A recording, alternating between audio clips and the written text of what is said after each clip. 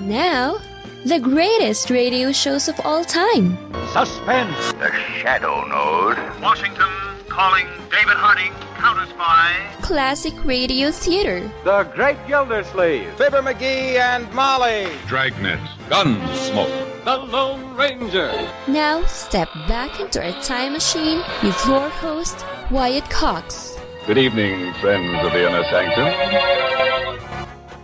Well, on this Tuesday, a bunch of westerns and comedy, as we'll hear from John Wayne, William Conrad, Jack Benny, Bob Hope, and Lum and Abner in the next 2 hours. Thank you for joining us on this Tuesday. This is the 9th day of January, 357 days remaining till we get out of this election year. Connecticut becomes the 5th state to join the U.S. on this date in 1788. Jean-Pierre Blanchard became the first to fly in a balloon in the U.S. in 1793. 1857, the Fort Tejon earthquake of California occurred, 7.9 magnitude back in 1857. In 1858, the final president of the Republic of Texas, Anson Jones, committed suicide. In 1861, the first shots of the American Civil War fired near Charleston, South Carolina, in the Star of the West incident. On that same date in 1861, Mississippi became the second state to secede from the Union before the outbreak of the war. 1894, New England Telephone and Telegraph installed the first battery-operated telephone switchboard in Lexington, Massachusetts. In 1929, the Seeing Eye established in Nashville their mission to train dogs for assisting the blind. In 1951, UN headquarters officially opened in New York City. 1972, the RMS Queen Elizabeth destroyed by fire in Victoria Harbor in Hong Kong. In 1977, the iconic album by Steve Martin was released, Let's Get Small. I'm on drugs. I mean, you know what it is. It's the deal, man. I love to get small. It's a wild, wild drug. Very dangerous for kids, though, because they get really small.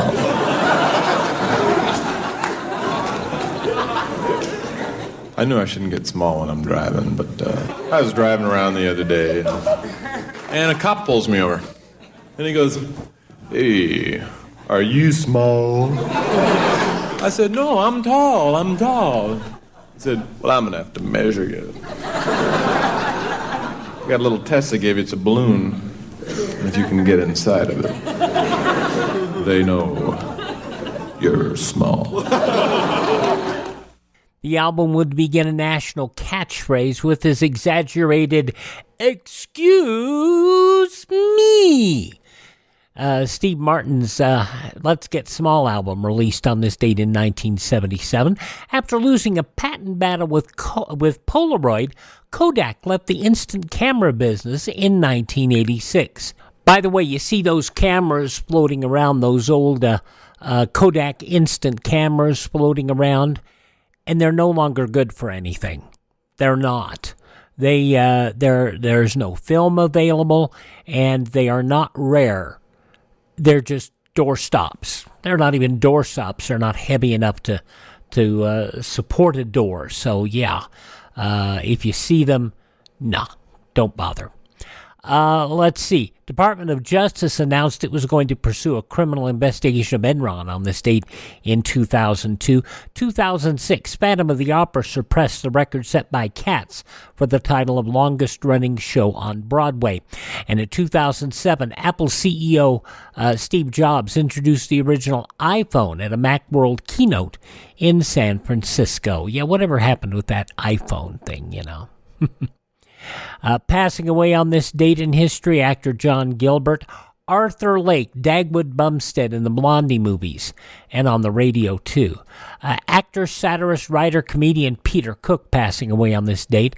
Actor Jesse White and Bob Saget passing away on this date as well. Among those celebrating birthdays on this date, speaking of Blondie, cartoonist Chick Young, born on this date. The Rosary Priest, Father Patrick Peyton, Also, burlesque performer Gypsy Rose Lee, Argentine actor Fernando Lamas, the man who composed the music for Green Acres and the Addams Family, Vic Mizzy, actor Lee Van Cleef, Scruples author Judith Van Krantz, actor Bob Denver Gilligan on Gilligan's Island, actor and singer Jimmy Boyd, who saw Mama kissing Santa Claus, and the only president ever to resign from office, Richard Nixon. My fellow Americans, let us therefore unite as a nation in a firm and wise policy of real peace. Not the peace of surrender, but peace with honor. After 5 years of Americans going into Vietnam, we are finally bringing American men home. People have got to know whether or not their president is a crook. Well, I'm not a crook. I've earned everything I've got. Therefore, I shall resign the presidency effective at noon tomorrow. Vice President Ford will be sworn in as president at that hour in this office. Just think how much you're going to be missing. You don't have Nixon to kick around anymore. President Richard Nixon, born on this date back in 1913. Hi, this is Jeff Foxworthy. It is now time for the birthday announcements. The following people are now officially older than dirt. The woman who, the night they drove old Dixie down, Joan Baez, 83 years old. Led Zeppelin's Jimmy Page turns 80. Loretta Lynn's younger sister, Crystal Gale, whose brown eyes are blue. Don't it make my brown eyes blue? Wasn't that the song? Crystal Gale, 73 today. From Law and Order, J. Jonah Jameson in some of the Spider-Man movies, but now probably best known to you as the spokesperson for Farmers Insurance, J.K. Simmons, 69 today. Singer-musician Dave Matthews is 57. From Chasing Amy, Joey Lauren Adams is 56. And Catherine, the Duchess of Cambridge, is 42, Kate Middleton. And from the Vampire Diaries, Nina Dobrev is 35. Those just a few of the people celebrating the 9th day of January as their birthday. If this is your birthday, happy birthday to you. Happy birthday to you. Happy birthday, happy birthday, happy birthday to you. And on this Tuesday Classic Radio Theater with Wyatt Cox, we'll go to the movies for an episode of the Screen Directors Playhouse 75 years ago, January 9th, 1949, an adaptation of the 1939 motion picture Stagecoach starring John Wayne. That'll be coming up next here on Classic Radio Theater with Wyatt Cox. But first, civil defense is common sense. This is Fred McMurray. Home shelters can be built for as little as $100. Simple plans for building inexpensive home shelters are available free from your Civil Defense office. Ask for a copy of the Family Fallout Shelter booklet. And now on Classic Radio Theater with Wyatt Cox, we're going to start off with the first of our two Westerns today. 75 years ago, January 9th, 1949, from a movie 85 years ago, Stagecoach starring John Wayne on the Screen Directors Playhouse. The NBC Theater presents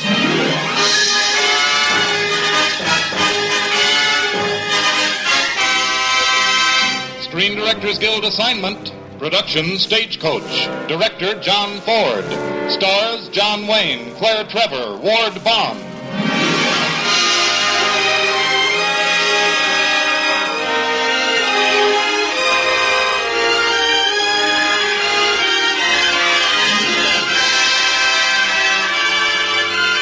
This is the Screen Directors Guild production of the United Artists motion picture classic Stagecoach, starring John Wayne, Claire Trevor, and Ward Bond, and introducing the director of the film, John Ford.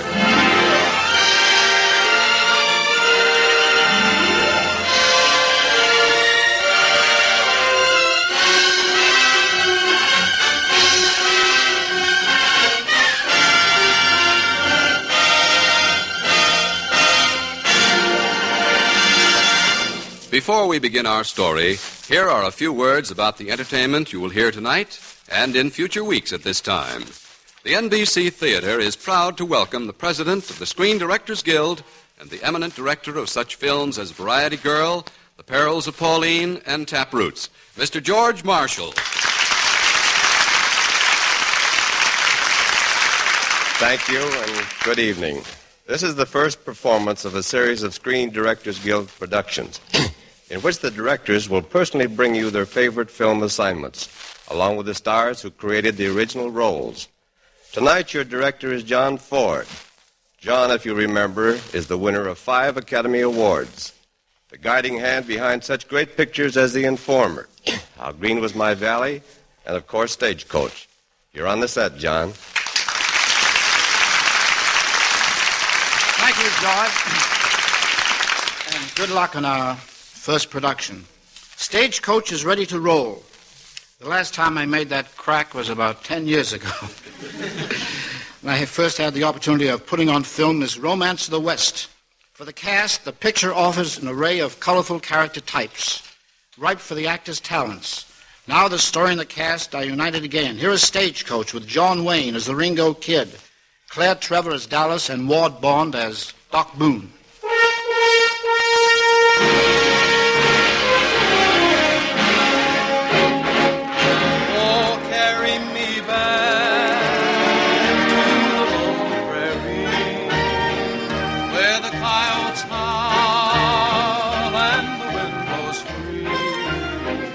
In 1885, the stagecoach was the only means of travel on the American frontier. And in those days, no name struck more dread into the hearts of travelers than Geronimo, leader of the warlike Apaches.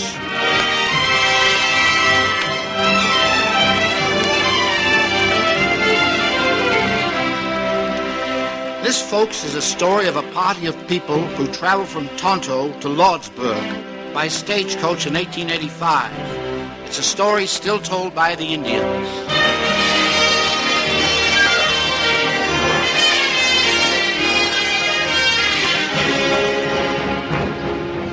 In the land of Arizona, land of the Apache Indian, where the roaming Chiricahua fought the mighty white invader, stood the white man's city, Tonto.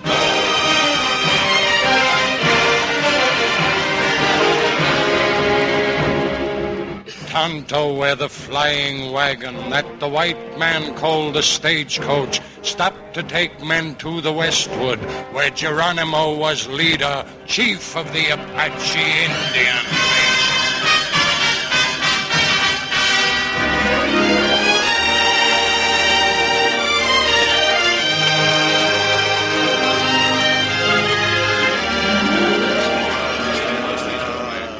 Well, that's how it is, folks. Geronimo's Apaches are on the warpath up ahead, burning every ranch in sight.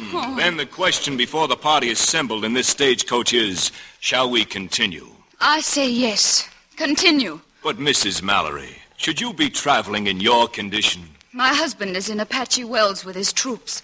I want to be with him when our baby arrives. Madam, I am a gambler, and I admire and respect a bold gamble. But aren't you gambling with a life besides your own? Oh, I forgot to tell you, Mr. Hatfield. We're getting a cavalry escort for Apache Wells. That settles it. I'm going on. Count me in, of course, Buck. All right. I'll go find my shotgun guard. You don't have to go no further, Buck. What? Curly! Well, doggone. How are you, Sheriff? Fine, thanks, and I'll be riding shotgun up next to you this trip, Buck. You? What for? The Ringo Kid escaped from prison. I'm looking for him. The fellow who shot Jed Michael dead? I hear he's heading for Lordsburg to shoot it out with the 3 Plummer Boys, so I'll be right up there next to you, Buck, all the way to Lordsburg.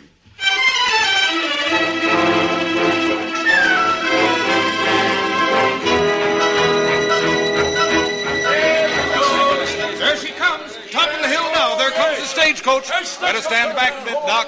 Yeah, stand out of the road there, Dallas girl. Thanks, Doc. Hail the sagebrush chariot. Doc, why do I have to leave town? Because all these women here say I have to? I don't want to go to Lordsburg. No more do I, Dallas. But you are a lady somewhat too hospitable to gentlemen. And I am a doctor somewhat too hospitable to spirits. We girl are the dregs of Tonto. They send us from their midst. Come, Dallas, be a glorified dreg like me. Hi there, Buck. You have acquired 2 more eager passengers. The engines are rising, Doc. I thank them for that mark of respect. Tell them they may be seated now. Enter, Dallas. Thanks, Tom. Take your place beside the other lady. Then forward. On to Lordsburg.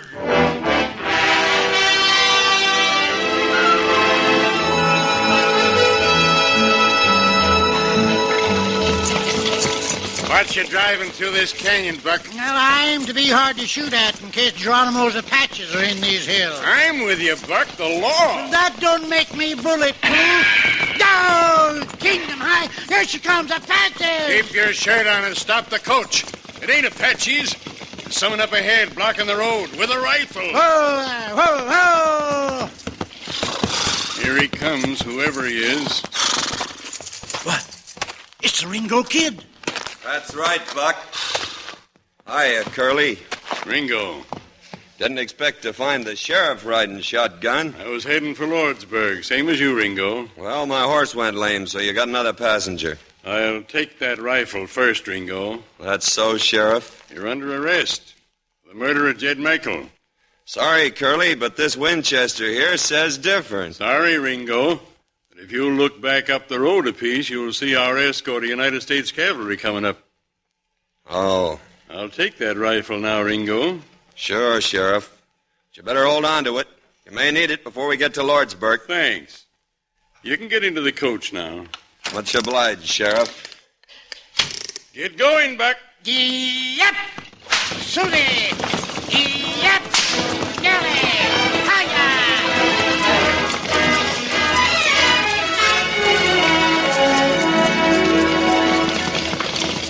So you're the famous Ringo Kid, huh?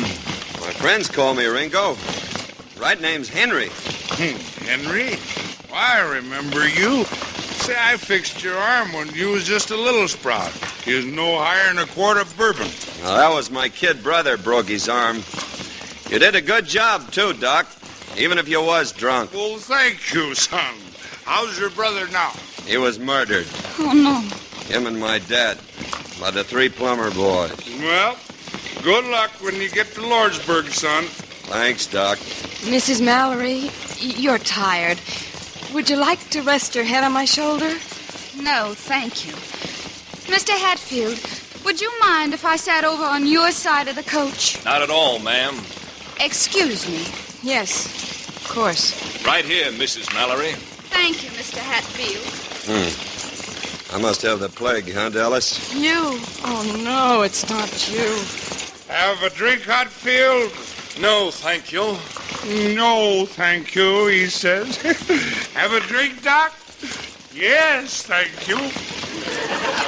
You're not going to move away from me, are you?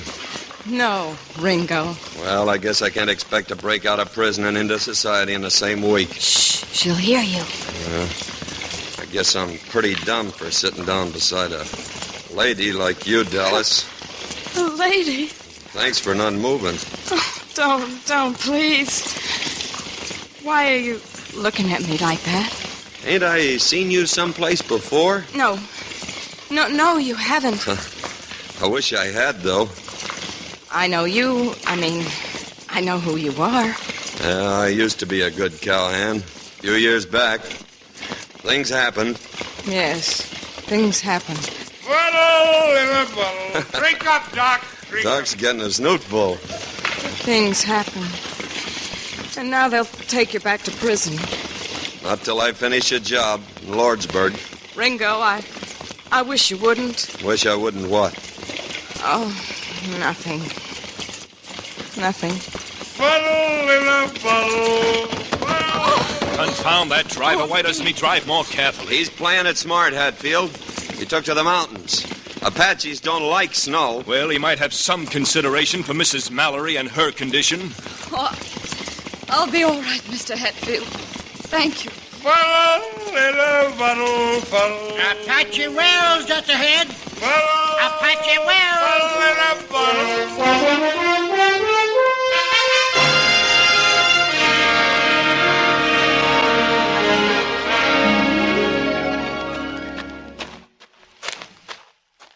Mr. Hatfield, why didn't my husband and his troops meet us here? The Wrangler tells me that Captain Mallory has been sent ahead to Lordsburg. Lordsburg? Well, we'd better turn around and follow the cavalry escort to Tonto. But we can't do that. With Apaches on the warpath, it ain't safe to go through Apache country without escort. I say we ought to turn back. There's only one way to find out. Take a vote. What do you say, Mrs. Mallory? On to Lordsburg or back to Tonto? I want my husband with me when our baby's born. Doc? Ain't you forgot this, lady? You mean Dallas? Oh, I say go. I've nothing to go back to. Doc? Lordsburg. Pass the bottle. Ringo? Ringo's my prisoner. I'm voting his proxy. I say Lordsburg.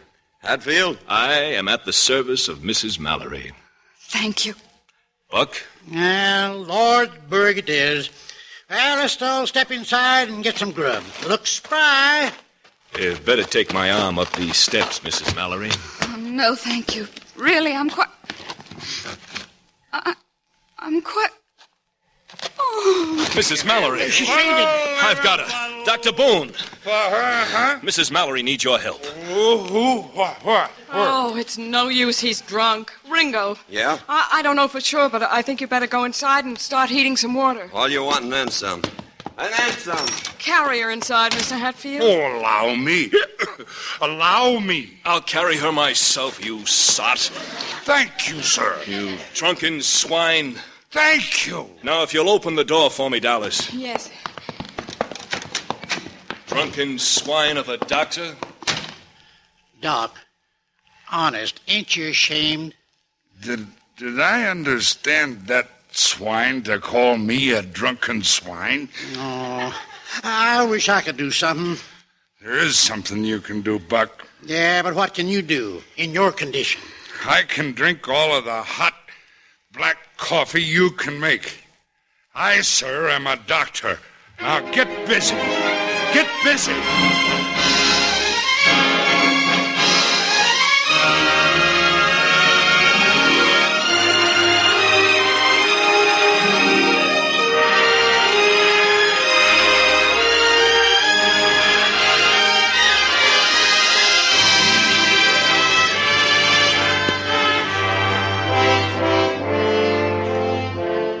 The NBC Theater is presenting the Screen Directors Guild production of Stagecoach, starring Claire Trevor, John Wayne, and Ward Bond, with screen director John Ford.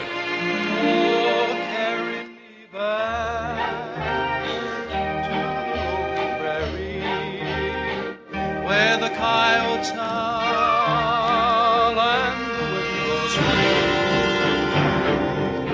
Apache Wells, the white man called it. Here the white squaw had her child, while the flying wagon waited while my tribesmen gathered.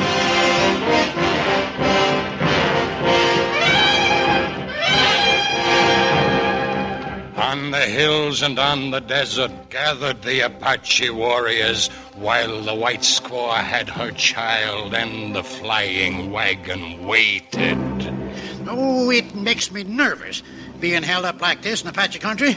Just when they're mad at us again. Quiet, Buck. Huh? Someone's coming.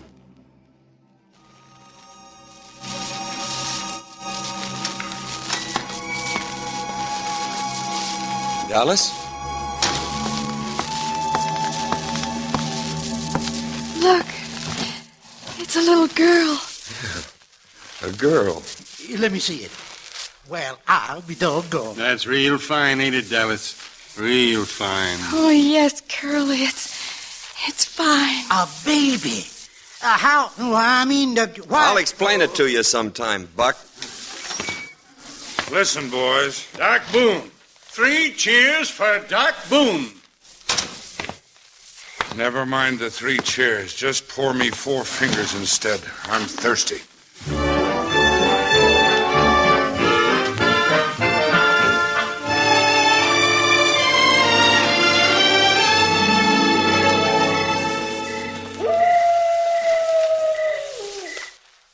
Dallas? Oh. It's me, Ringo. Oh. You oughtn't to be outside here at night alone. Apaches like to pick off strays. Well, you're here now.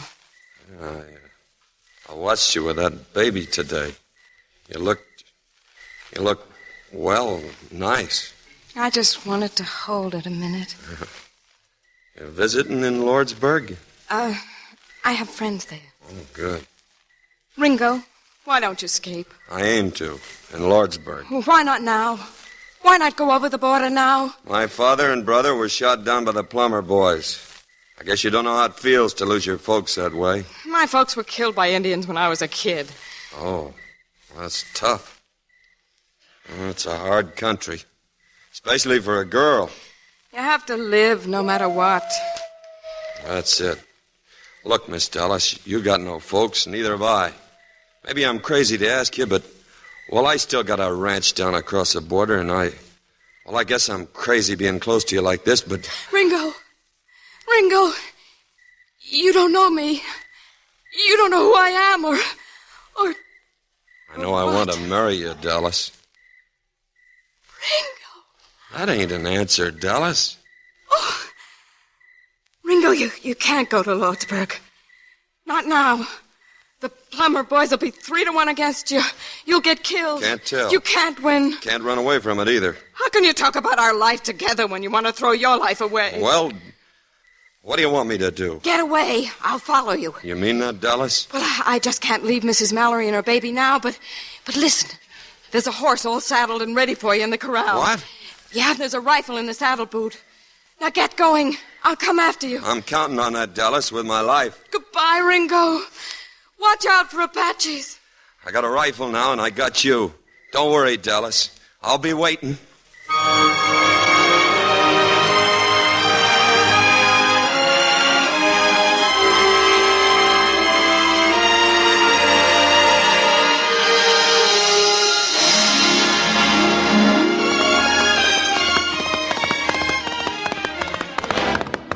Hold it. Whoa!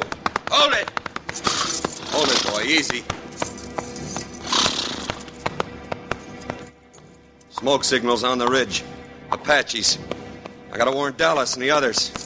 I gotta go back. Yeah! Yeah! Yeah!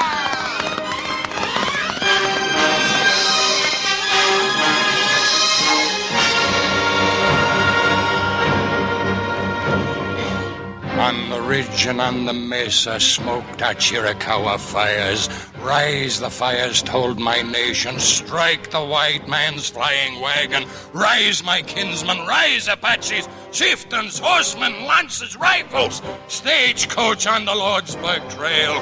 Thus the signals on the mesa. Thus the writing in the sky. Thus my fierce Apache horsemen follow on the Lordsburg Trail.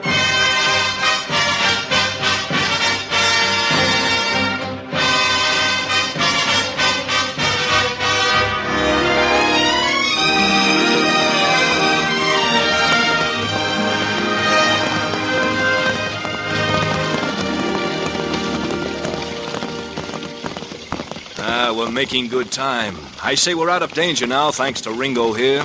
Very decent of you to come back, Ringo. I wouldn't be too sure we're out of danger yet, Hatfield. We'll be in Lordsburg soon, then. Very soon. How's the baby? Sleeping. Doc told me what you did for me. Thank you very much, Dallas. You know, danger whets my appetite. Indeed it does. Let me see. There must be a bottle of something left in this bag. A bullet. It just missed your head, Doc. On the floor, Miss Mallory. Dallas, you and Miss Mallory, get down! Apaches, hundreds of them. Hey, Ringo! Curly's calling you from the driver's seat, Ringo. Here's your Winchester. Use it, man. Use it. Thanks. Got my rifle. Ringo, look out! That Apache on that painted pony. Got him. See that engine on that Mustang coming alongside? Don't talk. Shoot! Well, now you see him. And now you don't. You ladies all right? We're all right. Now you see him, and now you don't. Baby, all right? Yes, baby's all right. If you gentlemen will be good enough to shoot Indians instead of... Hatfield's been hit. Get that Apache. I'll help Hatfield. Got him. Faster! Drive faster! Fire! Fire! Can't you see they're all around us? Now, Mrs. Mallory, you'll get hurt. Easy, Hatfield, easy. I could use some more help up here. Give me your pistol, Doc. Take it. Thanks. Look at all those Indians. Apaches all have big families. Don't talk. Shoot. I can't. Out of ammunition. Oh, no. Why have Buck and Curly stopped firing outside? Buck's hit. Curly's empty, too. This looks like it. No. I have only 3 bullets left. That's enough. Indians won't get you or Mrs. Mallory or the baby. No, they won't. Listen. Get out. No, listen. It's a bugle.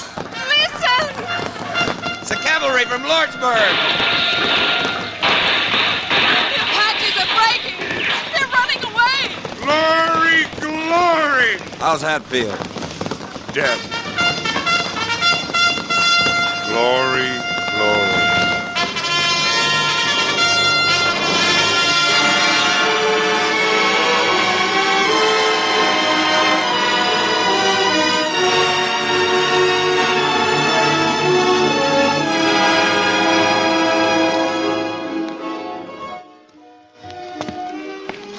Well, good night, Ringo. Is this where you live in Lordsburg? I told you. I warned you. I told you didn't know me. This part of town is no place for a nice girl, but it's all right for me. Now say goodbye, Ringo. Say goodbye. I asked you to marry me, didn't I? I'll never forget you asked me. Go on back and wait for me in the stagecoach. Where are you going? Business. With the Plummer Boys. I'll just take a slow walk down Main Street and see what happens.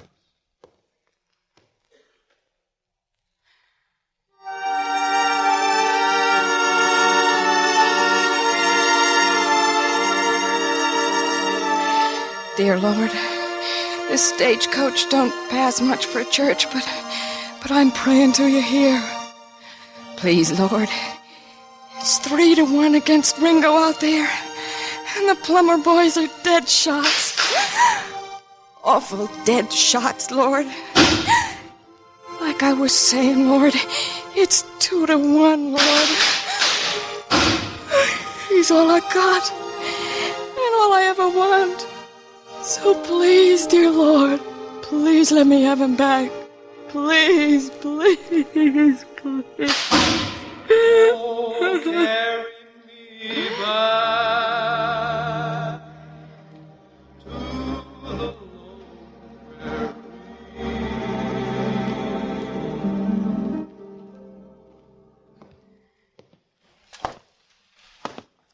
the Who's that out there?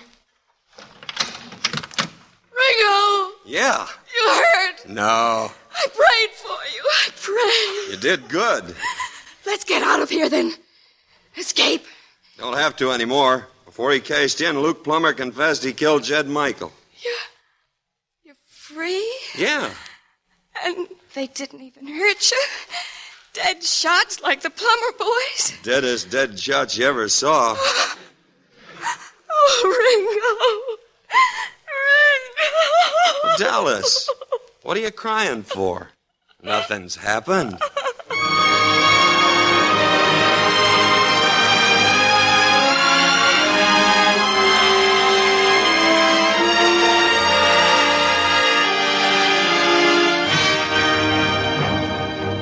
Thus the story of those brave men, riders of the flying wagon, in the land of Arizona, where Geronimo was chief. In the great land in the desert where the flying wagon galloped, that the white men called the stagecoach, bringing brave men to the west.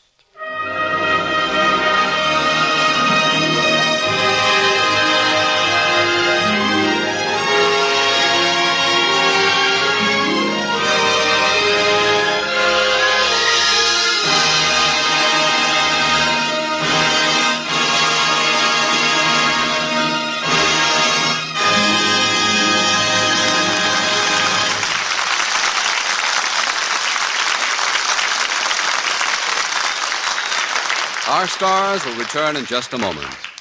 The NBC Theater has presented the Screen Directors Guild production of Stagecoach, starring John Wayne, Claire Trevor, and Ward Bond, and introduced by John Ford.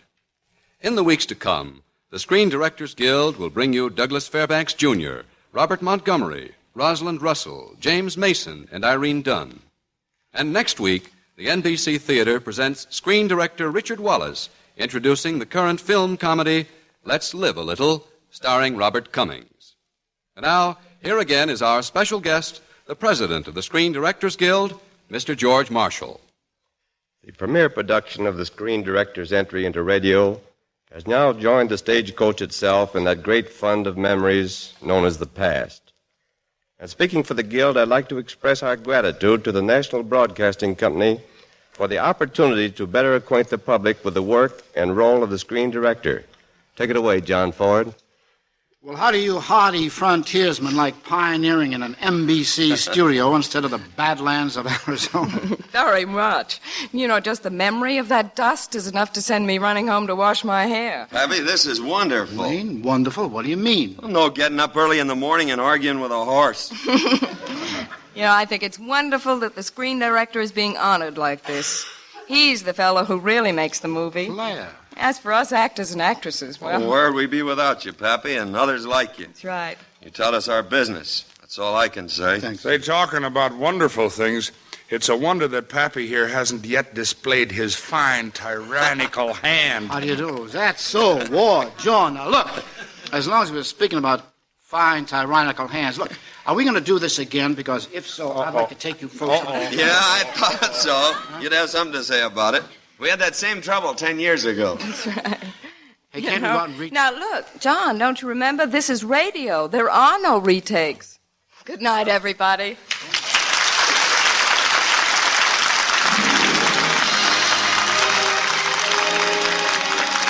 Our thanks to our stars, John Wayne, Claire Trevor, and Ward Bond, and to screen directors George Marshall and John Ford. Also heard were Barbara Fuller, Peter Leeds, Horace Murphy, Norman Field, Dan Riss, Ken Carson, and Eddie Fields. Tonight's story was adapted by Milton Geiger, and original music was composed and conducted by Henry Russell. Production was under the supervision of Howard Wiley. Your announcer, Frank Barton. John Wayne can soon be seen in John Ford's Argosy production, Three Godfathers, and Claire Trevor appears in the soon-to-be-released Amusement Enterprises picture, The Lucky Stiff. Ward Bond is currently appearing in the Victor Fleming production, Joan of Arc. Listen again next week when the NBC Theater presents... Screen Directors Guild assignment. Production, Let's Live a Little. Director, Richard Wallace. Star, Robert Cummings.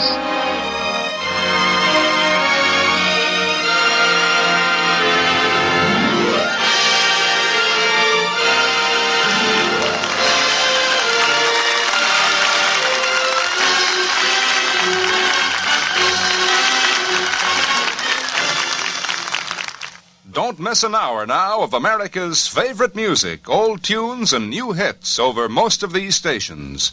From 75 years ago, January 9th, 1949, the Screen Directors Playhouse production of Stagecoach. We'll head out to Dodge City, Kansas in a moment after I tell you that tomorrow's show will be Mystery and Adventure, with an episode of The Mysterious Traveler, an episode of Suspense, crime with This Is Your FBI and Philo Vance, and a fun episode of Claudia. That'll all be coming up on our Wednesday Classic Radio Theater with Wyatt Cox. But right now, we'll head out to Dodge City in just a moment here on Classic Radio Theater with Wyatt Cox.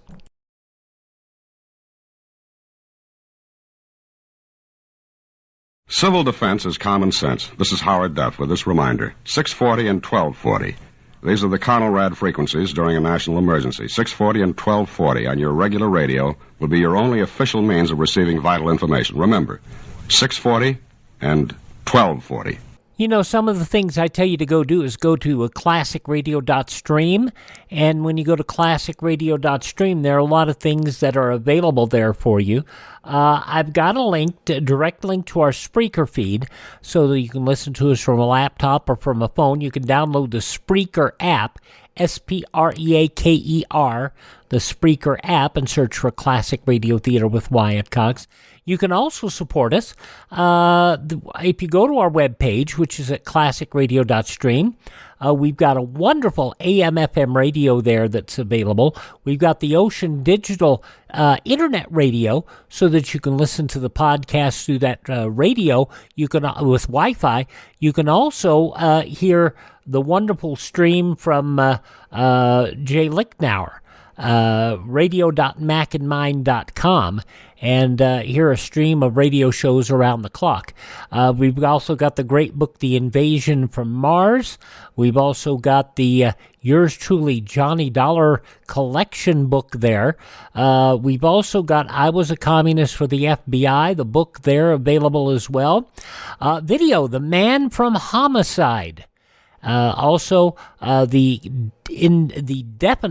definitive book on old-time radio, On the Air, the Encyclopedia of Old-Time Radio, classic radio's greatest drama shows, greatest mystery shows, the top 100 classic radio shows of all time, and classic radio's greatest hits, all available on compact disc for your enjoyment there. And any of those purchases benefit this program here. We also have some articles there. We have a link to the Buy Me a Coffee. We have a link to our Facebook and Twitter feeds there. If you click back to the older posts, you can find links to our podcasts. And among other things, you can find information on radiomemories.com and all sorts of free online sources for you there.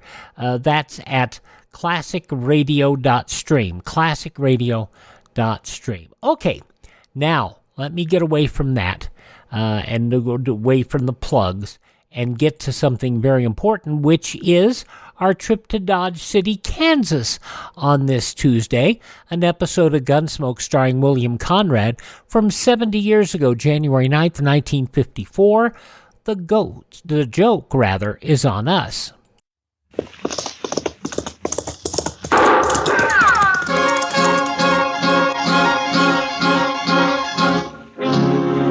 Around Dodge City and in the territory on West, there's just one way to handle the killers and the spoilers, and that's with a U.S. Marshal and the smell of Gunsmoke.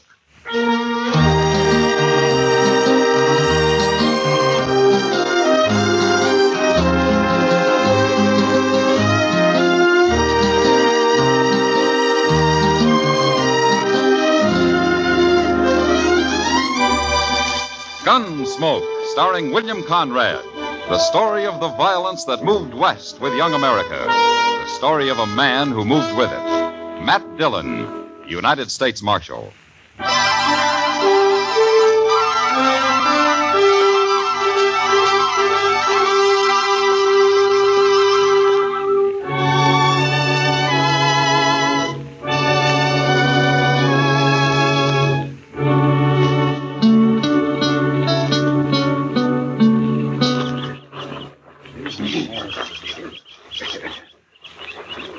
Go bring his horse over here, Benson. Sure, Jake. Wait till we get him up on his horse before you tie that rope, Duval. There'd be too much slack otherwise. Yeah. We couldn't hang you very good with your feet touching the ground, could we, Tillman? No, Jake, you couldn't. We've been neighbors a long time, Tillman. If I could figure some way to make the noose bust your neck, I'd do it for you. It's all right. But you get to hanging, I could put a bullet in you. I'd be beholden to you. Okay, I'll do it then.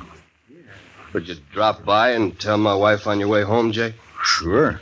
I figured on doing that anyway. Thanks.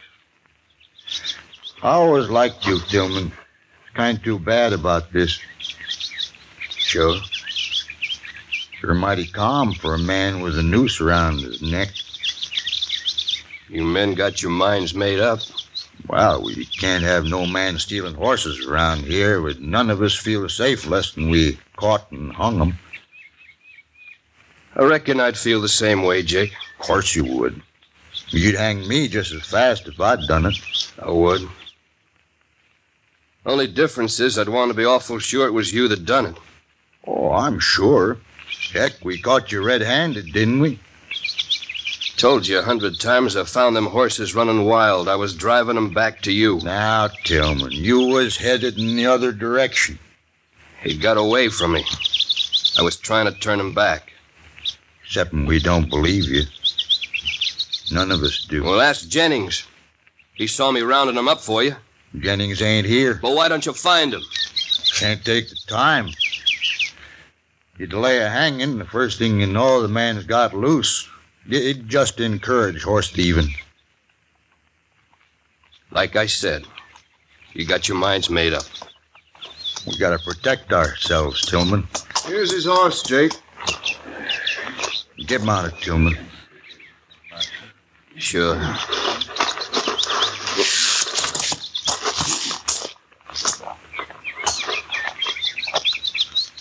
Okay, Duval. Take up the slack and tie it. Hey, look out there, Jake. Someone's coming. So they are. Let's get this done. We might have trouble. He's a long way off yet. We got time. You want to slap his horse, Benson? No. You do it, Jake. Okay. So long, Tillman. So long.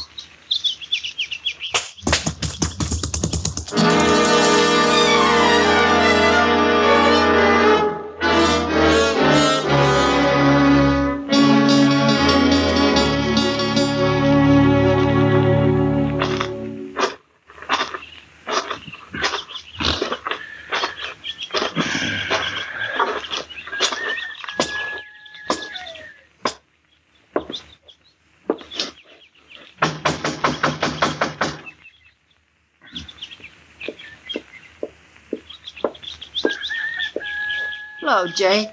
Hello, Miss Tillman. Come on inside. Oh, thanks, ma'am. I'll stay out here. Suit yourself. My husband ain't here, Jake. He's out in the prairie someplace. I know. Clave's around, though. Want to see him? No, I wanted to see you. Me? What about? About your husband, Miss Tillman. Something's happened to him. Well, it was like this, ma'am.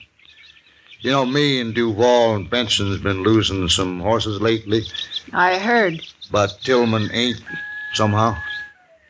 And when we caught him driving a bunch of mine this afternoon, we figured it was him who's been stealing them. I don't believe it. My husband's an honest man. I know that. Now, Jennings saw him rounding them up where he found them running wild on the prairie. I guess whoever had stole them got scared and left them there. Where's my husband, Jake? That's what I want to explain to you, ma'am. Jennings come and told us about it, but he got there too late. Too late? We'd already hung him. Hung him? Yes, ma'am.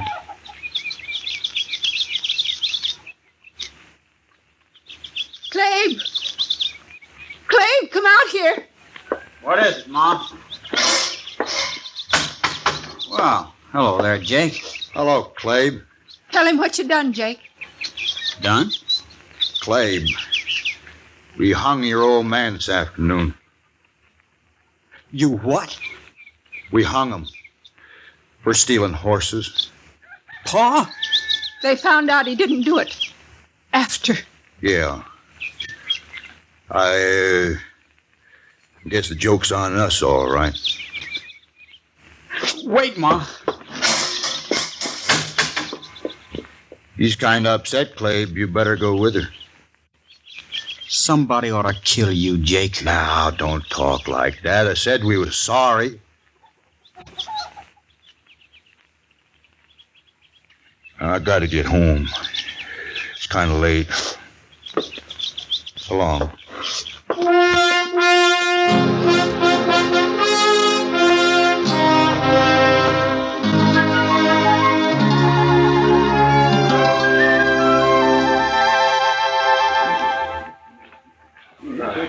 up, Matt. Spring will be here in a few months. Yeah, sure.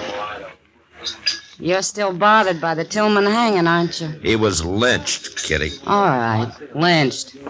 You'll never find out who did it now. That was nearly 3 weeks ago. Well, I got a pretty good idea who did it. Man, I can't be sure. No? Who? Probably some of the ranchers out there who've been losing horses. Benson and Duval and Jake Kaiser in particular. Benson. I heard he got shot the other night, right in his own house. Yeah, I did. Just a week ago. Maybe his conscience was bothering him, Matt. No? What do you mean? Well, maybe the other two killed him to keep him from talking. Maybe. Well, anyway, he had it coming to him. It's still murder, Kitty. You feel worse about Tillman, don't you? There's nothing I hate more than a lynching. And knowing Tillman, my guess is he was completely innocent. What about Mrs. Tillman and the boy? Do they have any ideas? Well, if they have, they didn't tell me. Well, you've done all you can, Matt. Yeah, sure. I might as well be in St. Louis. Huh? I like St. Louis, Matt. Well, why don't you go, then? I don't know. I guess I'm afraid of the dark. What? What are you talking about? Never mind, Matt. Oh, Matt. Oh, hello, Doc.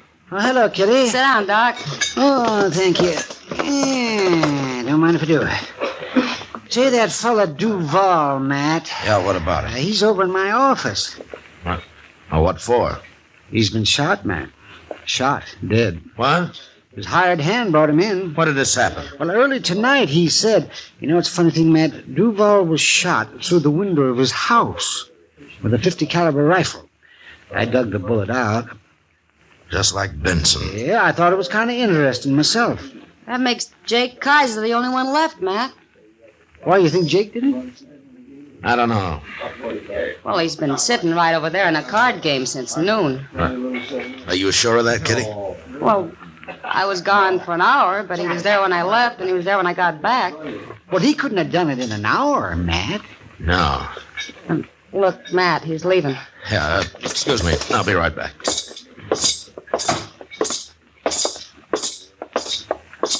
Oh, Jake. Hello, Marshal. Jake, let's sit down a minute, huh? I want to talk to you.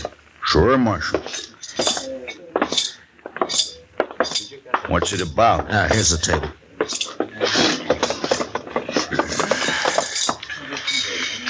I'm kind of late getting out home. Jake, Duval was shot tonight. He was? Yeah. Killed the same way Benson was. Same way, huh? Uh-huh. You, know anything about it? Well, I'm beginning to, Marshal. Is that Tillman boy, Clabe. I know it is. Why would he do it, Jake? Oh, he's crazy, that's why. Marshal, I'll tell you. Clabe's took it into his head that we hung his old man. Oh? How do you know he has? I saw him. Right here in town this morning. And he was here last Saturday, too, come to think of it. You talked to him? Sure. And he keeps saying that we done it. Why? Don't you believe anything he says, nor Miss Tillman either. They're both liars, Marshal. I've known them a long time to be liars. Jake, did Clabe threaten you? Sure he did. You go arrest him, Marshal. Now, there's not much evidence. I just told you. Yeah, I know. You mean you ain't going to arrest him? No, not yet. Well, he ain't going to shoot me. I'm going to go kill him on the way home. Right tonight. You're talking to a U.S. Marshal, Jake. Oh, yeah. Well, all right, then you do something about it. I will. But you got any ideas of shooting him out of your head? If you'll arrest him, I will. And don't you forget what liars they are out there. You leave it to me, Jake. You hear? Sure. Not for long, Marshal. Not for very long.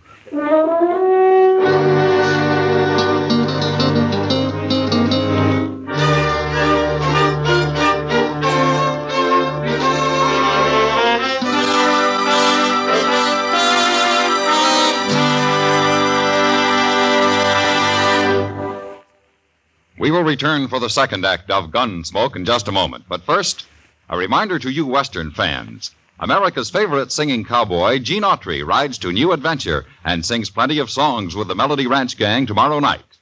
You'll want to follow Gene's latest exciting adventures of the wide open West, and you'll enjoy the offerings down Melody Ranch way, too, when CBS Radio sends the Gene Autry Show galloping your way tomorrow night on most of these same stations. Now the second act of Gunsmoke.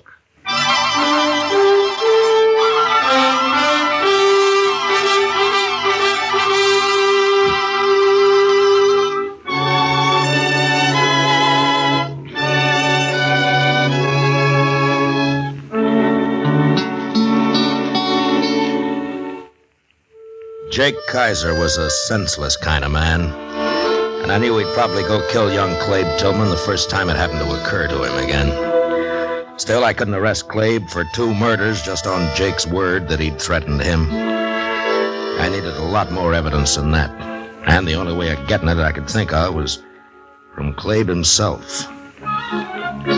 So the next morning, Chester and I rode out to the Tillman place. It was only about 15 miles from town, and we got there early. I just don't understand these people, Mr. Dillon. Oh, what do you mean, Chester? Well, sir, if young Clabe was sure enough about Duval and Benson to kill him, why didn't he come to you and have him arrested? He's taking an awful chance this way. Well, nobody came to the law when they hanged Tillman. But maybe someday they'll learn to. Well, they won't if they can go on murdering each other and get by with it. Now, let's tie up here, Chester. Hold on. Oh.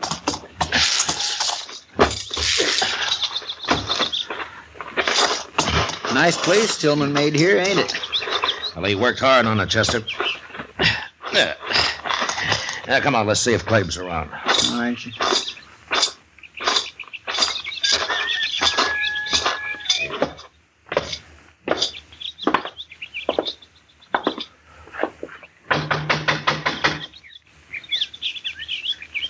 My, I'd like to have me a place like this. Well, he didn't build it on gambling money, Chester. No, sir. Hello, Marshal. Chester. Morning, Miss Tillman. Hello, ma'am. Come on inside. Thank you.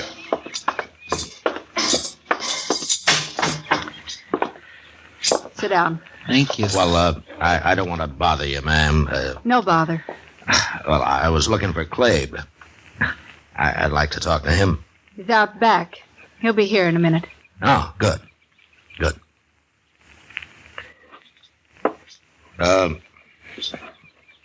Miss Tillman, have you heard about Duval? He was killed last night. All right. Oh, don't you care? Several people have been murdered around here lately, Marshal, including my husband. Oh. Well, you think Benson and Duval were in on that? I didn't say they were. What about Jake Kaiser? You're prying, Marshal. That's the trouble with the law. It's always prying. What do you want Clabe for? Well, I thought he might tell me what he knows. You won't. We don't know nothing. And Clabe ain't shot nobody. He was in Dodge yesterday. Yeah, I know he was. I wouldn't put it past Jake to have shot Duval himself. Well, I've thought of that, too. Do you have any idea why he might have? No. Here's Clabe now. We got visitors. Hello, Clabe. Marshal? Chester? All right, Clabe. You, been hunting this morning? No. Put that rifle back where it belongs, son. Okay, Ma. I was shooting hawks with it yesterday. Left it in the barn. You should have brought it in last night, son. Sure. But, well, it was dark when I got back, Ma. I didn't see it out there. Yeah. I should have brought it in myself. What are you doing here, Marshal? Duval was murdered last night, Clabe. He was? Yeah. Shot, same as Benson. Well, what do you know? Jake Kaiser thinks that you did it. He does, huh? Uh-huh. He also said that you threatened to kill him next. Maybe I oughta. Clabe, don't talk like that. Okay, Ma. How are you going to prove I killed anybody, Marshal? Well, if you have, I'll find out somehow. Go ahead. There's a law against murder, Clabe. They murdered my pa. Where was the law then? I'd have had him in jail right now if I knew who they were. Too bad you weren't there, Marshal. Well, I could still arrest Jake. We don't know nothing about Jake. Do we, son? No. No, we don't know nothing. Leave us alone, Marshal. We got trouble enough. Okay, Clabe. But you'll hang for murder if you kill Jake. Come along, Chester.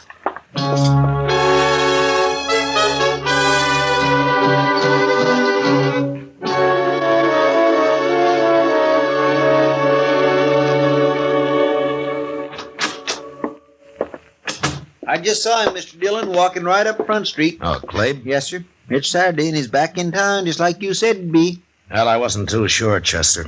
Jake might have killed him during the week. It must have slipped his mind somehow. I know what you're thinking, Mr. Dillon. Clabe's gonna ride past Jake's place on his way home, ain't he?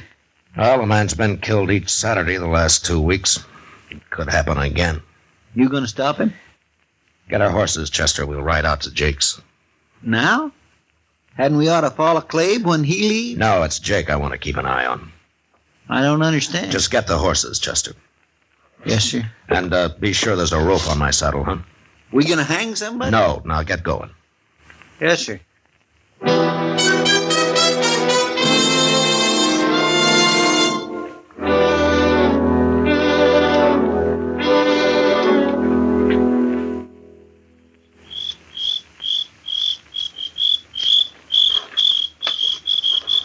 Jake's just sitting in the house there.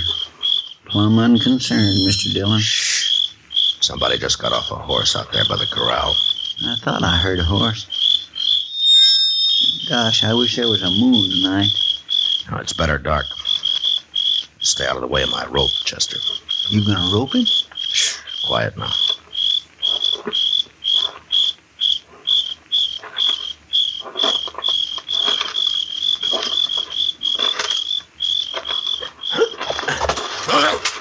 All right, now, Chester.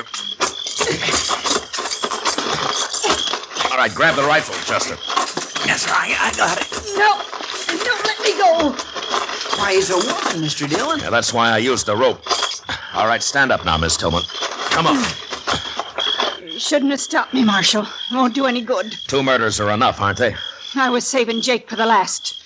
I wanted him to sweat, and I'll kill him yet. Who's out there? It's Marshal Dillon, Jake. Now put the gun down. What's going on here? Why, it's Miss Tillman. Yeah. She wants to kill you, Jake. A woman? That's a .50 caliber Sharps. I think that'd do it. You sure would. You killed Benson and Duval with it, didn't you? And I'll kill you if I have to use a knife, Jake Kaiser. A woman? Going around killing people. That's terrible. You hung my husband. One of the best men that ever lived. I told you it was a mistake. I said we was sorry. That's what I've been waiting to hear, Jake. No! All right, get his gun, Chester. Here it is, Mr. Dillon. All right, throw it away. With pleasure. Now, you're both under arrest, Miss Tillman. Well, as long as Jake hangs, too.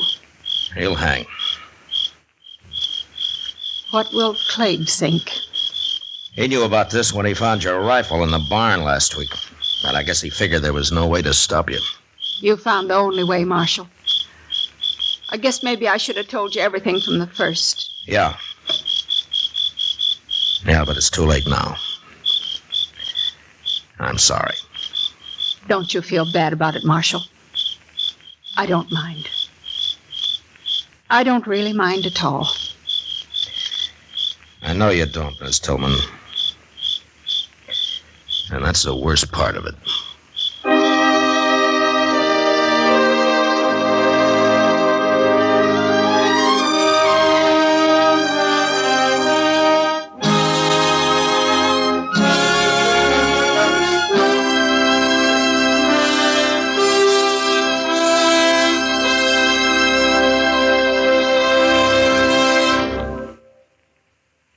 Gunsmoke, under the direction of Norman Macdonald, stars William Conrad as Matt Dillon, U.S. Marshal. Tonight's story was specially written for Gunsmoke by John Meston, with music composed and conducted by Rex Corey. Featured in the cast were John Daner, Helen Klebe, Sam Edwards, Ted Bliss, and Herb Ellis. Parley Bear is Chester, Howard McNear is Doc, and Georgia Ellis is Kitty. Gunsmoke has been selected by the Armed Forces Radio Service to be heard by our troops overseas. Join us again next week as Matt Dillon, U.S. Marshal, fights to bring law and order out of the wild violence of the West in Gunsmoke.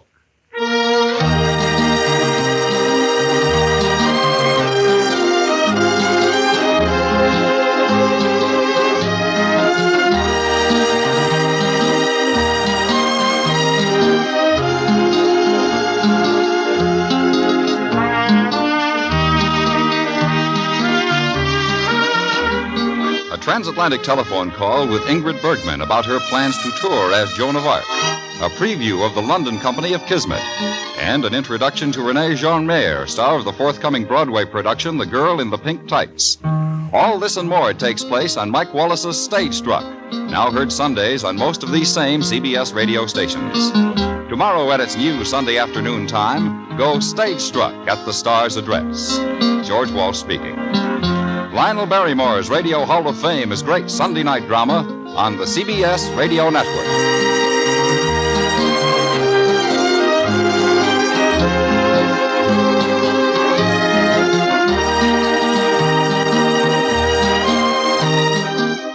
And there you go, some westerns on this Tuesday edition of Classic Radio Theater with Wyatt Cox. We'll move to comedy in just a moment after I tell you that tomorrow, Mysterious Traveler, Suspense, This Is Your FBI, Philo Vance, and Claudia will be with us for our extravaganza on Wednesday. Jack Benny follows these important messages from Classic Radio Theater with Wyatt Cox.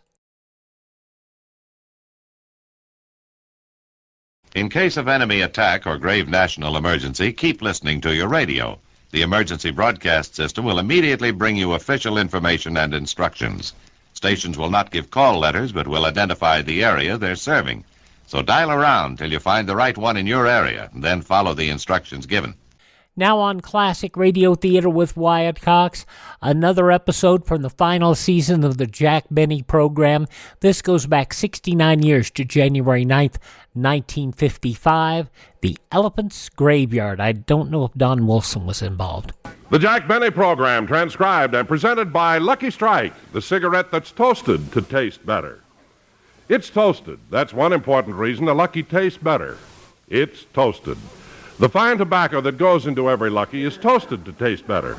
It's toasted, the famous Lucky Strike process, brings Lucky's fine tobacco to its peak of flavor, tones up this light, mild, naturally good-tasting tobacco to make it taste even better, cleaner, fresher, smoother. That's why we say this. If you want real enjoyment from your cigarette, make it Lucky Strike.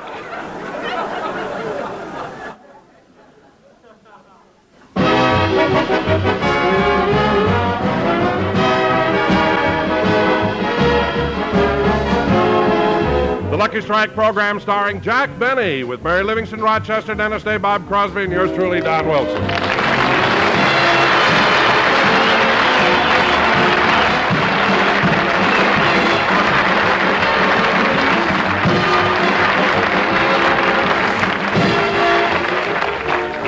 Ladies and gentlemen, tonight Jack Benny does his television show, but meanwhile we have a radio program to do. You know, almost every morning before breakfast, Jack takes a nice long walk through Beverly Hills. It's early in the morning, and right now he's in the midst of his walk. Oh, what a beautiful morning. Oh, what a beautiful day. Gee, it's nice walking this early in the morning. Nobody is up. Everything's so quiet and peaceful. Oh, isn't that cute? That sparrow must be building a nest. He's gathering things for it. Oh, look, he's carrying a little piece of Kleenex. Wait, he's not building a nest. He's wiping his eyes. The smog is awful today.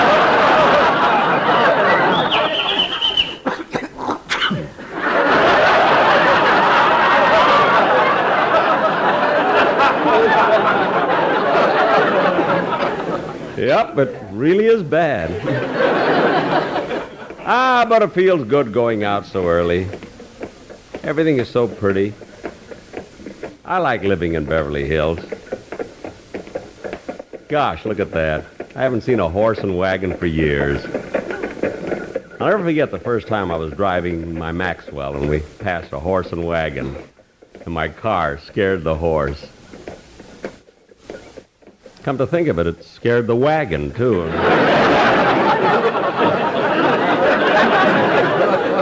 The driver looks kind of familiar. I know that face. Hi, Rube. Sure, it's my farmer friend from Calabasas.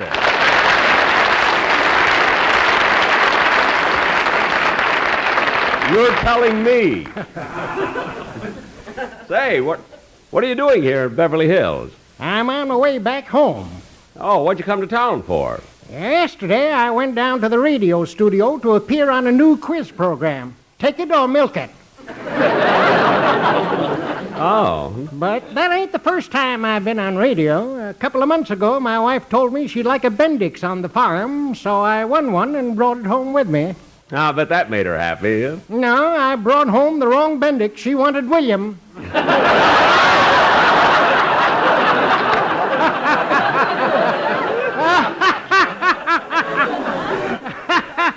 Get it? I got it.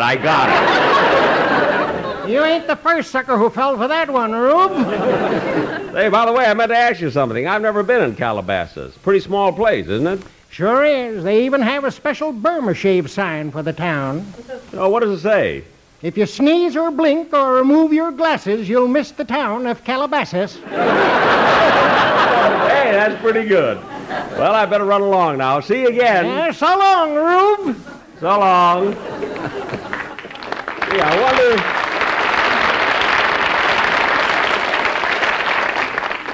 wonder why he always calls me Rube. Maybe he thinks I'm Ruberosa or something. Oh, well, I better get home. Oh, what a beautiful morning. I wonder whose house this is on the corner. Oh, it's Jane Russell's. She has such a high fence around it because she takes a sunbath every day. If I had the wings of an angel.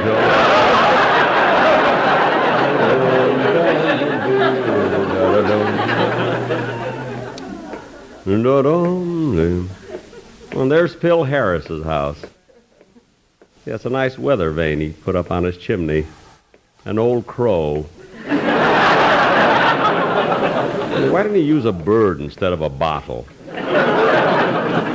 Well, I better walk a little faster. I'm getting hungry.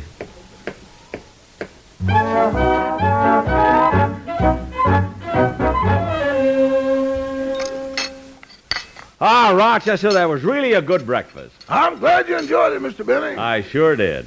Well, if you're done eating, maybe you ought to check this list with me. I'm going shopping. What do we need from the market? Canned goods, meats, vegetables, everything. Let me see the list. 1 loaf of bread, 5 pounds of sugar, a bottle of ketchup, pancake flour, bottle of syrup, a box of cornflakes, 5 pounds of flour, 3 boxes of Jell-O. Jell-O? Yeah, after all these years, we finally ran out.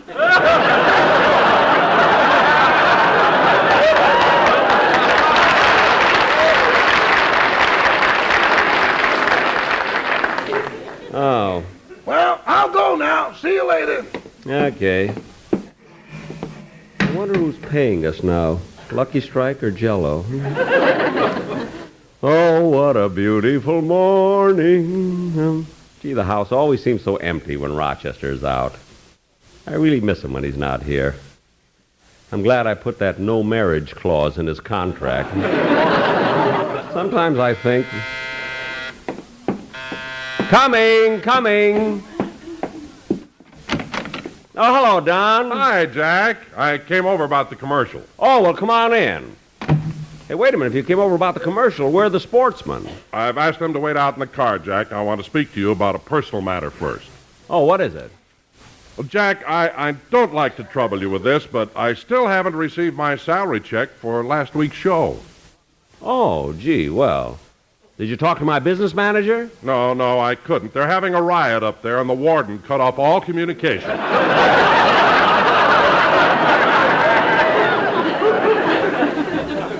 Well, maybe I can lend you some money till things settle down on the rock. Huh? How much do you need? $50. $50? What do you need that much for? I'm buying a belt.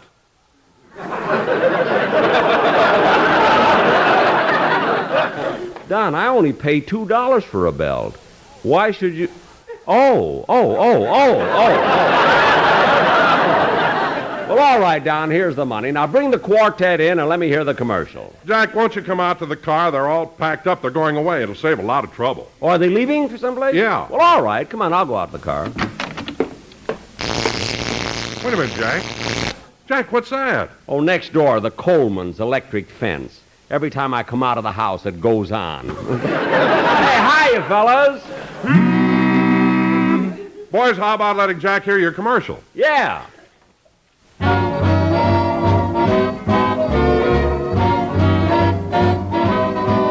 Oh, we ain't got a barrel of money.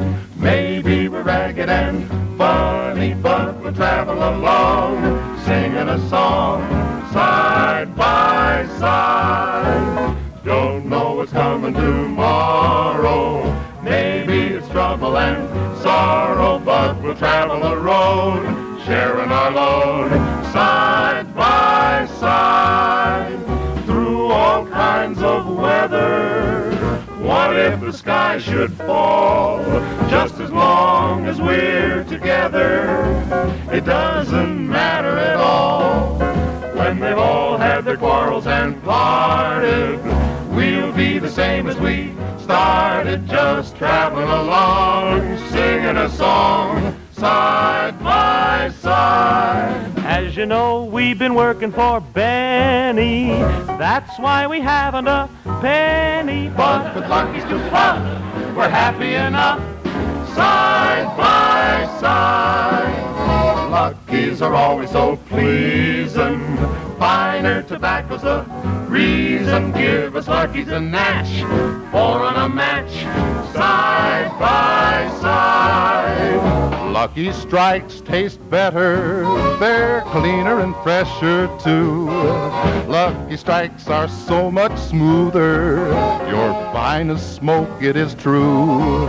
Better taste in a Lucky we boasted. One reason is that it's toasted. We want to repeat, nothing can beat Lucky Strike.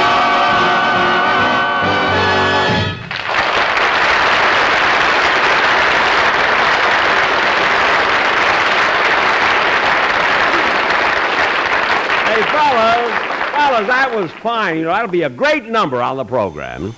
But then when you do it on the show, maybe you can get a little more bounce into it. And then that way... Jack, that's your phone ringing. Oh, my goodness, and Rochester isn't home. Excuse me, Don, I better run in the house and answer it. So long, fellas.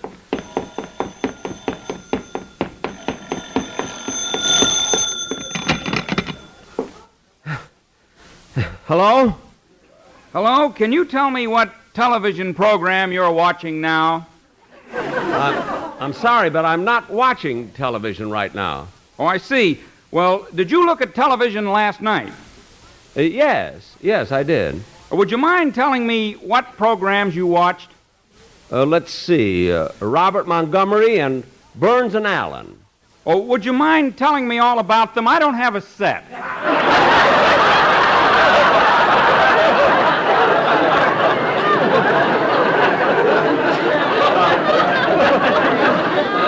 Well, Gracie wanted... Oh, goodbye! Of all the silly things. Imagine. There's the nerve of that guy calling up and asking me to tell him about television shows. I get the craziest phone calls. If I didn't have such a good laundry business, I'd get an unlisted number.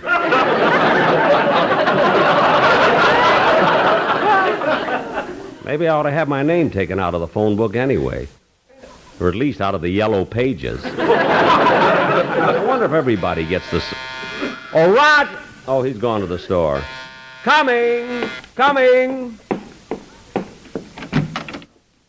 Good afternoon, Monsieur Benny. Why, Professor LeBlanc? I didn't expect you. I didn't know I was supposed to take a violin lesson today. You are not. I came over here to talk to you. Oh, certainly, Professor. What is it? Monsieur Benny, I have a chance to play first violin for the Los Angeles Philharmonic Orchestra. Oh, that's wonderful, Professor. Is there anything I can do to help? Yes. Don't tell anyone I ever gave you violin lessons.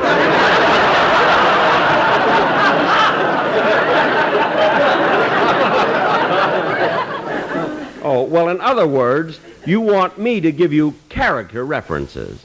Just tell them you don't know me at all. But, Professor LeBlanc, a word from me might be very helpful. After all, I am a big star. Mr. Benny, in comedy circles, you are considered one of the biggest laugh-getters in the country. Unfortunately, you are considered the same in music circles.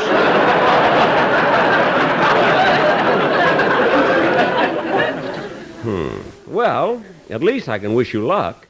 Thank you, Mr. Benny. When will you give me my next violin lesson? I am giving you no more violin lessons. We are through. Fini. Well, Professor LeBlanc, I guess this is goodbye then. Oui, Monsieur Benny. Au revoir. Oh, just a second, Professor. Our association has been such a long one, and now it seems to be terminating. So I'd like to give you this extra money as a little bonus. No, thank you, Monsieur. I'd like to remember you just the way you are.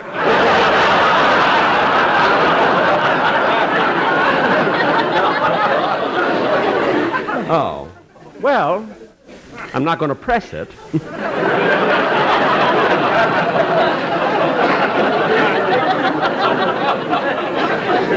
Goodbye, Professor. Goodbye, Mr. Benny.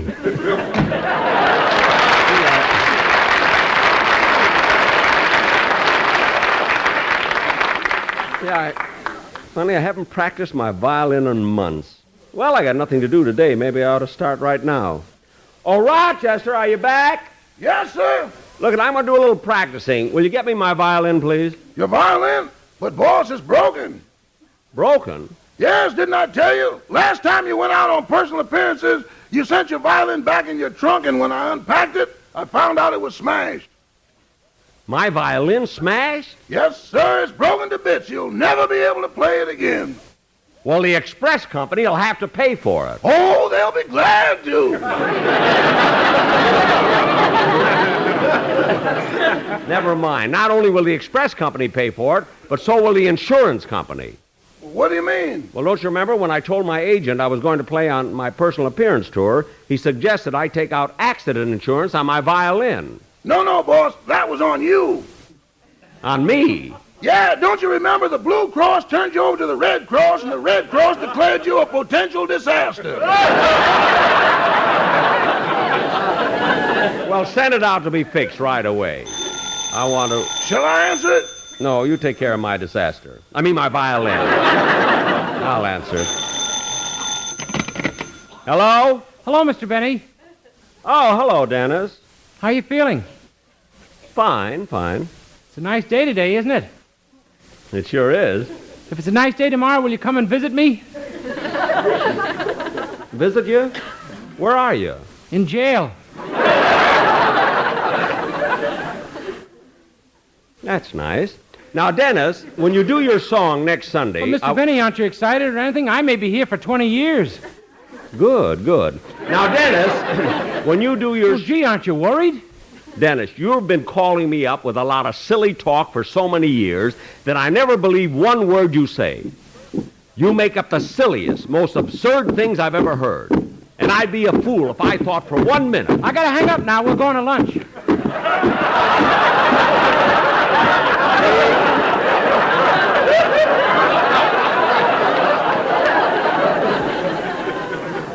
Wait a minute, Dennis. Those marching feet. Dennis, you mean you're really in jail? No, Mr. Benny, I was only kidding. I'm at the studio. You see, we're making a television picture about a prison riot, and I'm playing the part of an escaping convict.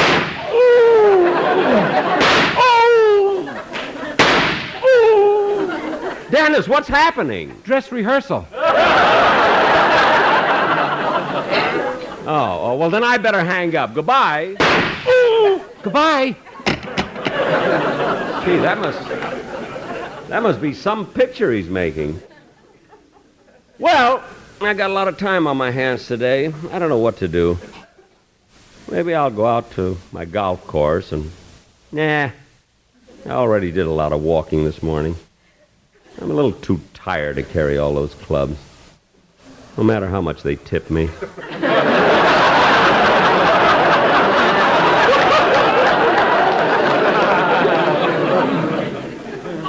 Can't practice my violin. It's broken. It's too early to go to bed. I think I'll go in my library and read a book. Yeah, a lot of books here. Most of them have been bestsellers, too. Not as a Stranger, The Caine Mutiny. Here's one, I Looked and I Listened by Ben Gross. Treadmill to Oblivion by Fred Allen. It sure is a funny book. You know, it's a strange thing. On account of that feud we had, so many people think that Fred Allen hates and despises me. Unfortunately, Fred happens to be one of those people. Here's some books I've saved from the time I was a kid. The Adventures of Huckleberry Finn, Tom Swift and His Electric Rifle. Oh, here's one that was given to me by my father. What Every Boy Should Know. I remember Papa gave it to me because he was too embarrassed to tell me about the birds and the bees. The bees go around getting honey out of the flowers. What's so embarrassing about that?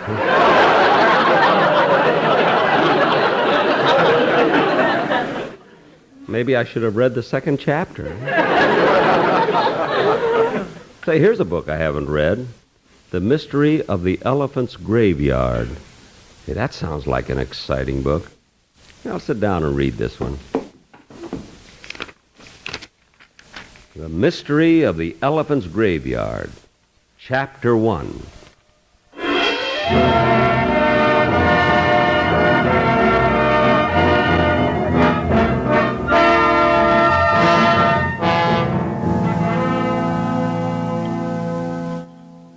My name is Jack Stanley. I am by birth a wealthy heir, but by desire an explorer and a big game hunter. When I decided to locate the elephant's graveyard, I was warned of the many dangers lurking in the heart of darkest Africa. So I took precautions. For the fierce animals, I had a powerful rifle. For the dreaded disease of malaria, I had a huge supply of quinine. And for the fierce natives who shrink human heads, I had my head sanforized.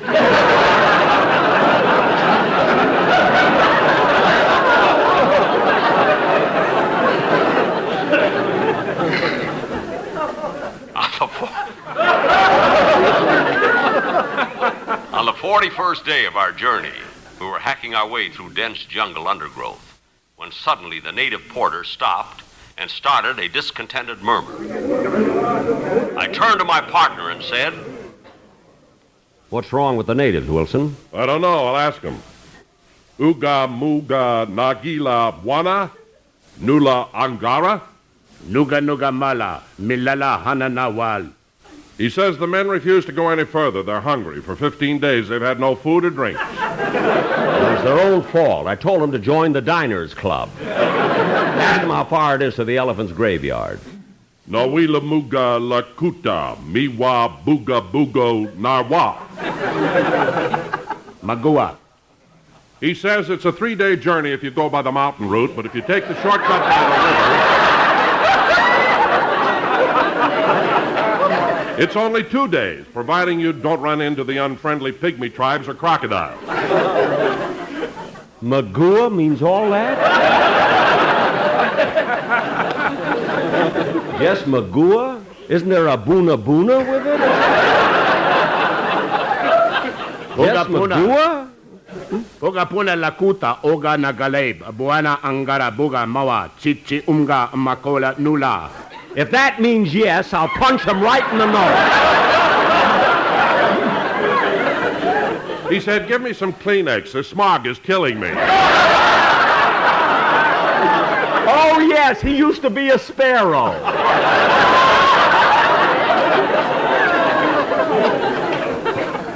Come on, let's get going.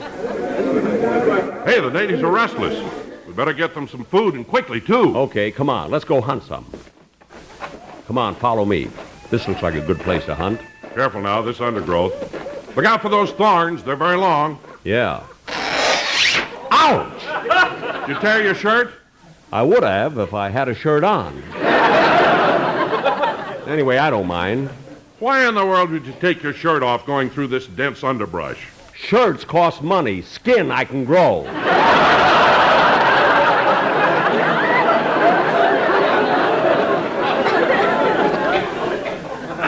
The hunt was a huge success. We got an antelope, a lion, a buffalo, and a tiger. Oh, I know the tigers are only found in India, but this one had been on a quiz program and won 2 glorious weeks in Africa. The men were delighted with the food, and we camped there for the night. You may think it strange of me to suffer all these hardships just to find the elephant's graveyard, but ivory is a valuable commodity. It is used for making small statues, costume jewelry, chess sets, billiard balls, and tenors' heads. The night seemed endless. I could not sleep. In addition to the usual sounds of the jungle, the air was rent by the roar of a lion, the snort of the water buffalo, the chatter of the monkeys,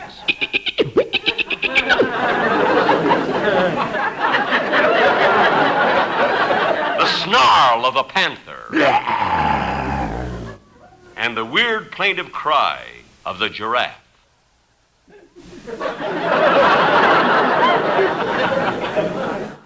The weird plaintive cry of the giraffe. Mel. Giraffes don't make no noise.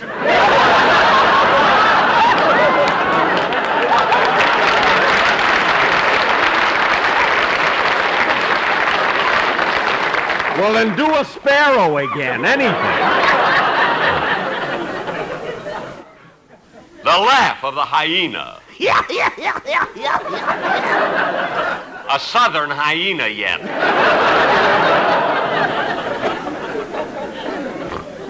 In the morning, the men were refreshed, and we traveled all the next day.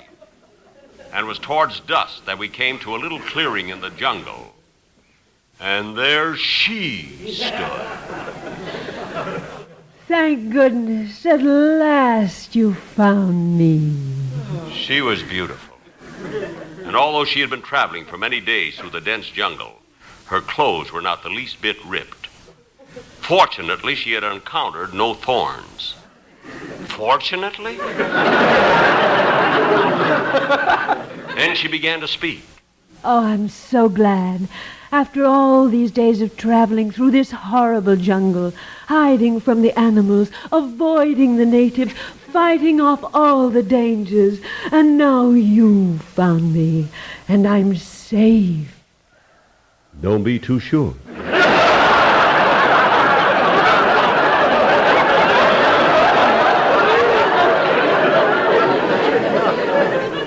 Now tell me, what are you doing here in the jungle? I came to Africa on a scientific expedition with Professor Ludwig von Krauss, but his lust for power got the better of him. He has set himself up as king of a native tribe.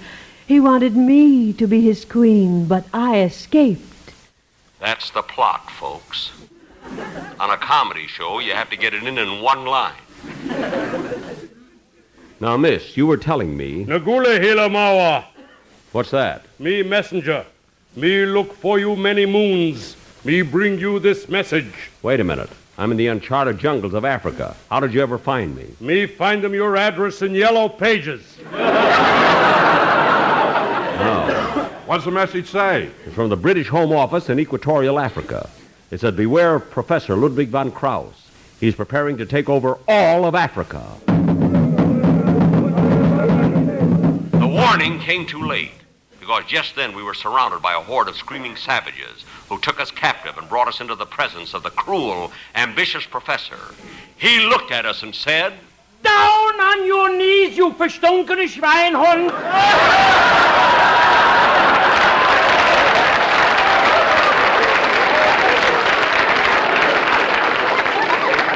You are in the presence of the great Professor Ludwig von Krauss. Now look. Kneel, you dummkopf. I am the great von Krauss, discoverer of penicillin, inventor of atomic energy, and just this morning I have made the greatest scientific discovery of the century. What's that?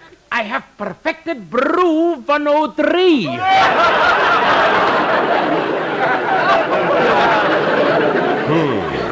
Now I have made up my mind what to do on you there, Thornton. The Shana girl I will keep, but the rest of you I'm going to throw to the crocodiles. No, don't keep me. That would be a fate worse than death. Throw me to the crocodiles, too. Who was that? The crocodiles.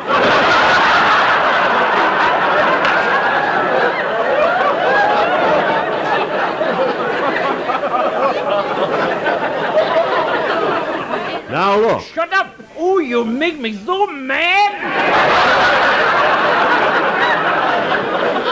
Now come here. Come here, Fraulein, and sit on this throne here beside me. Wait a minute. Why do you want to kill all the men and just keep her?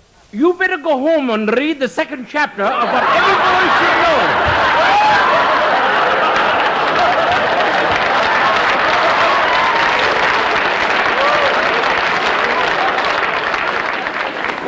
All right, guards, tie these men up and throw them to the crocodiles. Oh, no, you don't. Now, don't make a move.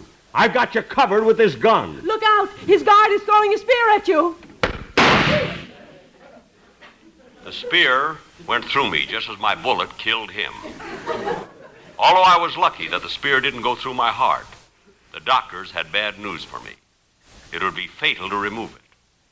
So for all these years, I've been going around with a spear sticking out.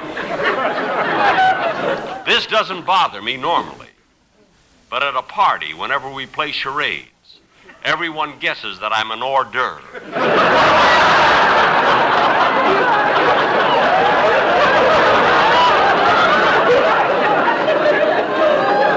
That is my story. Yes, I, like all those before me, failed to find the elephant's graveyard.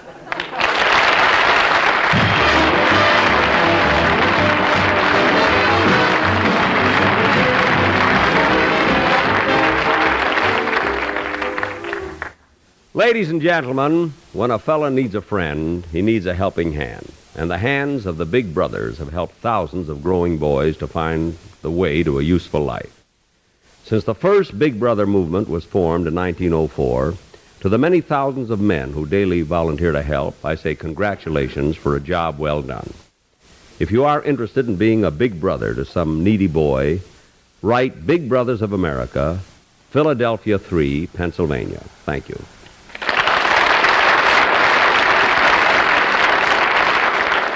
Jack will be back in just a minute to tell you about his television show, which goes on immediately after this program. But first, friends, if you want better taste from your cigarette, Lucky Strike is the brand to get. It's toasted to taste better. Naturally, Lucky's better taste begins just where you'd expect it to begin, with fine tobacco. LSMFT, Lucky Strike means fine tobacco.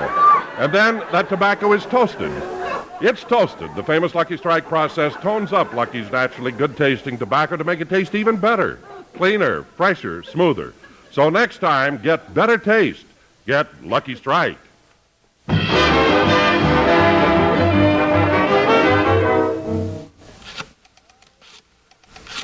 Hello? What are you doing, Jack? Oh, I'm calling my writers. What do you want them for? I have to do my television show tonight, and I can't ad-lib my way out of Africa. What? Angara Nugu.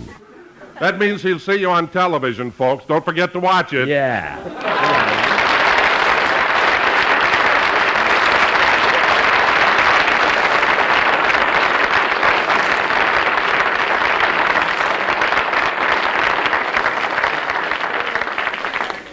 Program was transcribed back in October for release at a more convenient time and edited for broadcast. As such, You heard the commercials with all the laughs and the silliness when Don was reading and that.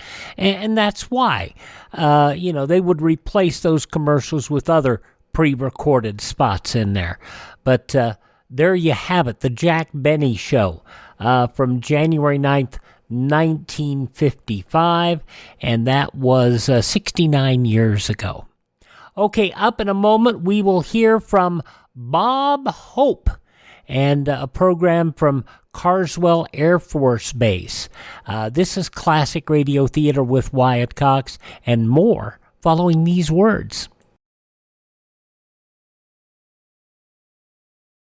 Civil defense is common sense. This is Joni James. After nuclear attack, radioactive fallout will be a potential threat to every living thing. You can't hear, or smell, or taste fallout. Often you can't see it, so you must take shelter and stay there until told it's safe to leave. Another mixed bag tomorrow of mystery and crime, Mysterious Traveler from 1950, Suspense from 1960, This Is Your FBI from 1947, and Philo Vance from 1950, and of course, Claudia from 1949. Anytime you can find our shows, not just on your favorite podcast app, but through our webpage, classicradio.stream. Now, the Bob Hope Show from 73 years ago, January 9th, 1951. Chesterfield always takes first place. That milder, mild tobacco never leaves an aftertaste. So open a pack, give 'em a smell. Then you smoke 'em.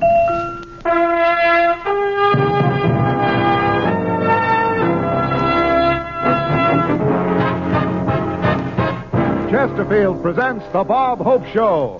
Transcribed direct from Carswell Air Force Base, Fort Worth, Texas. With Les Brown and his band of renown. For Chesterfield, yours truly, Hy Averback, Jimmy Wakely and Jerry Colonna, Marilyn Maxwell. And here he is, the man who's at home in the oil country because he's a natural gusher, Bob Hope!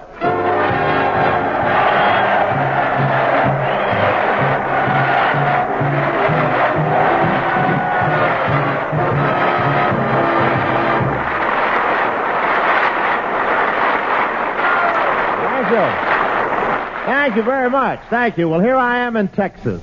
Yes, sir, good old Texas. That's claustrophobia spelled backwards. But I really like this state. Of all the 48 states, Texas is my favorite 3. And I got a nice reception when I arrived today. A bunch of bombardiers came up and said, "Welcome to Carswell, Mr. Hope. We're always glad to meet a fellow egg dropper."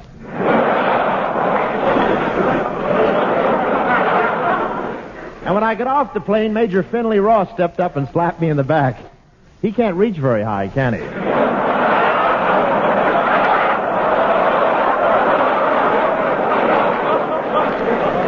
But I appreciated the thought anyway. I want to tell you, these Texans are really patriotic. They shot one guy when he didn't stand up for the national anthem. Poor guy, didn't know the words so deep in the heart of Texas. And I love that Texas drawl. A big Texas guy tried to steal my date last night, and I said, "That's my gal, Show Enough, and I want you to show enough, leave her alone, show enough." And he showed me his muscles, and I showed him my muscle, and I guess I didn't show enough.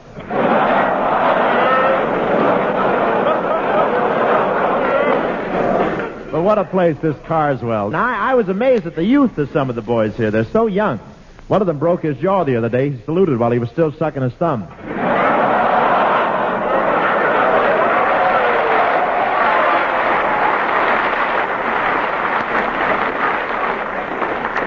They're so young, I saw one fellow wearing a 3-cornered parachute.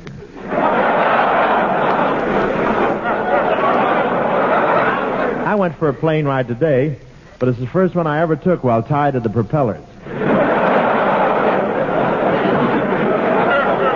And was one fellow insulting when I asked him how you open a parachute. He said, "Very simple, just count 10, jerk."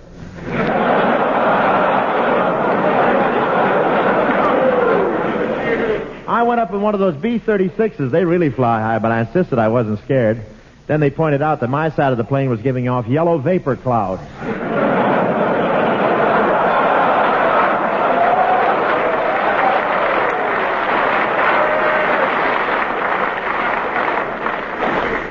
was I nervous. I said to the pilot, do you mind if I bite my nails? He said, no, go right ahead. Anything to make you stop biting mine.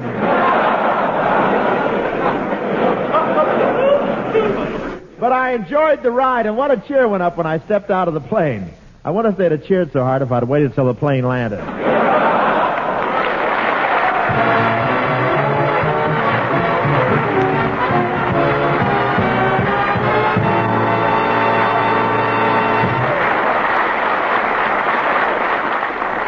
Now let's sell Chesterfields. Every week, the whole bunch of us, Bing and Godfrey and Como and I, we ask you to smoke Chesterfields. And we give you these good reasons. Chesterfields are milder and they leave no unpleasant aftertaste. Here's how to prove that.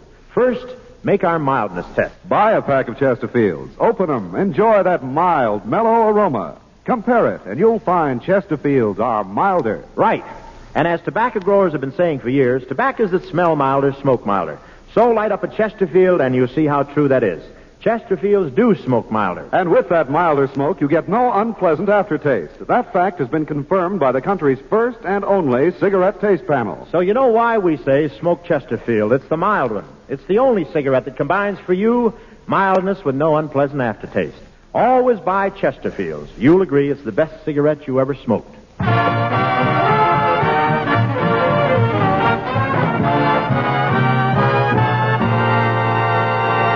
And now, ladies and gentlemen, I'd like to introduce a swell gal who traveled with our troop recently through the Orient and the Aleutians and did a great job to help entertain over there. Here she is, Marilyn Maxwell.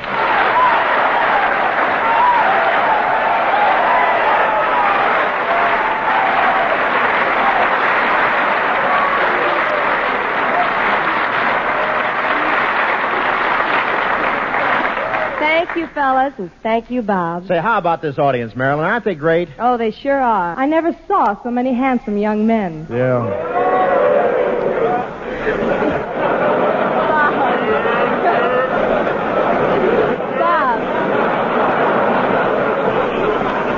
Bob, tell me something. How is it that you never joined the Air Force? Well, I thought about it, Marilyn, but I blacked out. In the air? No, when I thought about it. But you may see me in an Air Force uniform pretty soon, Marilyn. Paramount's going to make a flying picture, and I'm up for the lead. Is it a dramatic part? Oh, it's very dramatic. It's a story of a mean guy who hates everybody in his outfit, and he spends a month on a desert island with Jane Russell, and he changes. He changes? Yeah, he finds out how much he misses his buddies.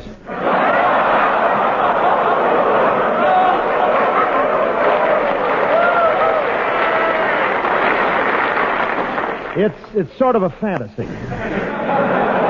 Well, have you been signed for the picture? Not yet, Marilyn. That's one of the reasons I'm here at Carswell. I want to find out everything I can about the Air Force, and then I'll be all set. If the studio will let me play a serious role. Say, here's someone who can help you, Bob. One of the enlisted men here at Carswell Air Base, Sergeant Everson of the 492 Bomb Squadron. Yes, sir.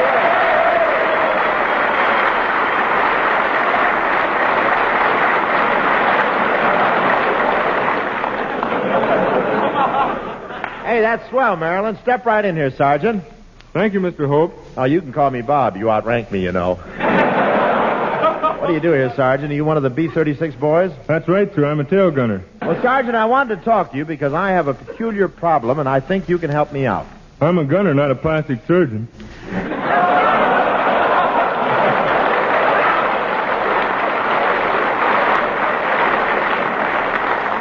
Please, I'll do the jokes. You just take care of your slide rule and compass, will you? My problem, Sergeant, is to get some Air Force background for a picture I'm making. What do you do in the picture, Bob? Well, I'm a colonel who falls into disgrace and loses his commission, then goes to China and fights with the Flying Tigers and regains his commission. Then I get into a brawl in Shanghai with the Admiral of the British fleet, so I hop to Morocco and put down a rebellion in the Foreign Legion. Some spies put me on a coffee boat bound for Brazil, and I swim ashore and get rescued by a tribe of Zulus just in time to talk them out of slaughtering the settlers in the Belgian Congo.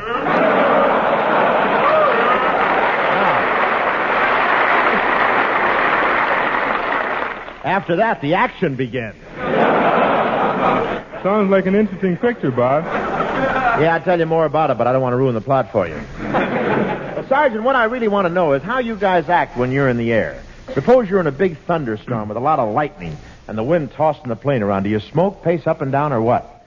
Oh, I play cards, look at magazine, or manicure my fingernails. That's all? Sometimes I just fall asleep. Yeah, but how'd you act before your nerves went to pieces?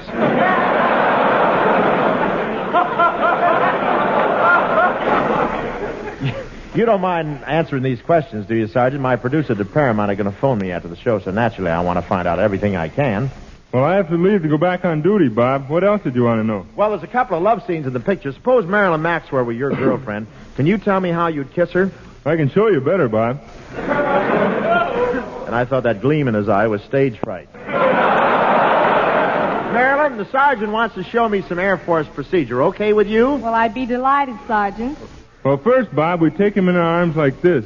Then we hold him close like this, and then...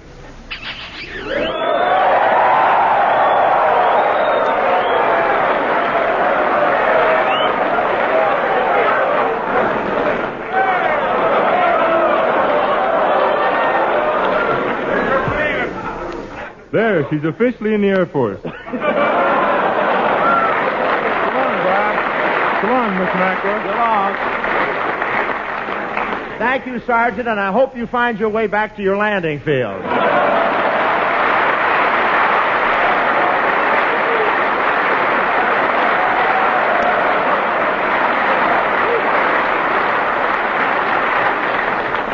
Gee, he's quite a man, Bob. Yeah? I could kiss like that, too, if I smeared my lips with tequila. Anyway, Marilyn, I found out... Oh, excuse me. That must be Paramount calling. Hello? Yeah, put him on. Hello, Mr. Freeman. What, you've been listening and you're going to start the flying picture right away? Oh, that's swell, Mr. Freeman. When do I report to work? Oh, I see. Well, goodbye. Well, when do you report to work, Bob? I don't. They're giving the part to Sergeant Everson.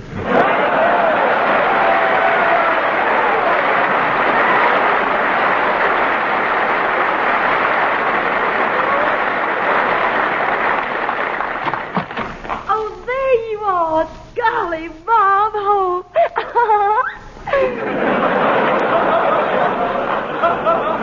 Is that your personality, or do you have a cold button somewhere? Is there something I can do for you? Well, you don't know me, Mr. Hope, but I'm Bubbles Gilligan, president of the Bob Hope Fan Club of Fort Worth. Gee, well, that's swell. Oh, we're just double ginger, double peachy, super duper crazy about you, Mr. Hope. Well, I wouldn't go too far. We mean it. Us girls took a vote, and we all agreed that we'd even be willing to eat every bit of our spinach if we could find you down at the bottom of the dish. Well, it's a nice thought, but a little messy. Anyway, here's the present. I want to thank you on behalf of the other girls and myself. We all took turns knitting on it. We put the initial C in the middle because yours Chesterfield. Here. Oh, this is wonderful. Just what I needed. A knitted ashtray.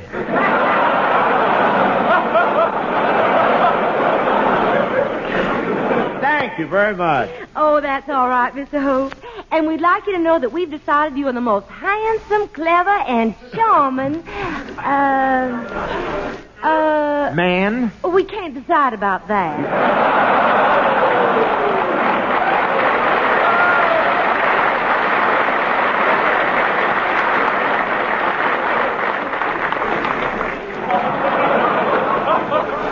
You know, Mr. Hope, the girls in my club think you're just amazing. Now, if this is all you... We also made up a poem about you, Mr. Hope. A poem? Uh-huh. And I was appointed to come up here and read it to you. Well, go right ahead. From the Girls Fan Club of Fort Worth to the peachiest fella here on earth. Isn't that sweet? We Texas girls would like to say we are glad you traveled down our way. In the cattle country, we think you're keen. You're the biggest longhorn we've ever seen.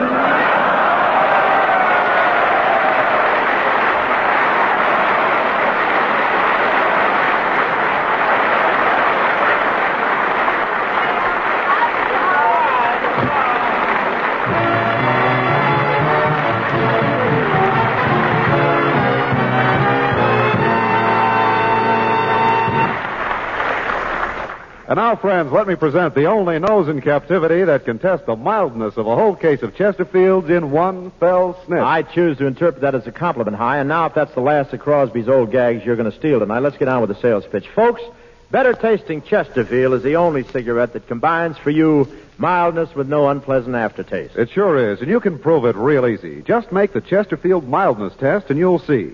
Get yourself a pack of Chesterfields, open it, and enjoy that mild, mellow aroma. Compare it with your old brand, and you'll see Chesterfields are milder. Now, as any tobacco farmer will tell you, tobaccos that smell milder smoke milder. Smoke Chesterfields, and you'll see what I mean. Another thing, that milder smoking Chesterfield will leave no unpleasant aftertaste. That fact was confirmed by the country's first and only cigarette taste panel. Yep, there's an old saying in the Southwest, if you can't whip a man, join him. And you can apply that to Chesterfield. For some strange reason, they call me Tex. From all sides, I should have grown up to be a typical son of Texas, but somehow I wasn't like all the other cowboys. I couldn't ride, I couldn't rope. Shucks, I didn't even know what year Amon Carter discovered America.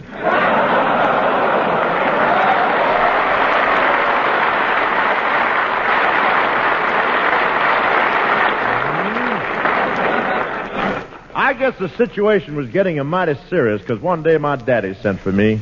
He looked at me with those loving eyes that seemed to tell me he understood my problem and would always help me and be gentle. And then he said, "Sit down, you mangy polecat." "Did you send for me, Daddy?" "Yes, I did, son. Tell me, how long you been my son now?" "Ever since the day I was born, 25 years ago. "You know something, son? Your mother played a dirty trick on both of us."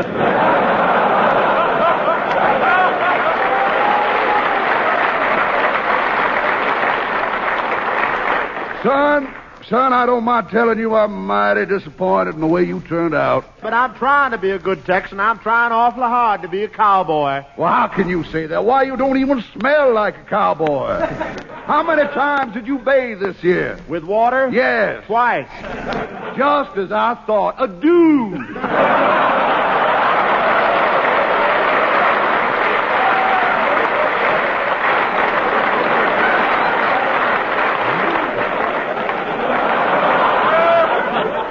Son, you just ain't going about it right. How long since you been on a horse? Wait a minute. Been on a horse? Ain't the horse supposed to get on you? No. Either you get on the bowl and become a riding, roping, shooting, drinking, two-fisted Texan, or I'll give you the worst punishment a cowboy can get. What's that? I'll take away your Hopalong Cassidy suit.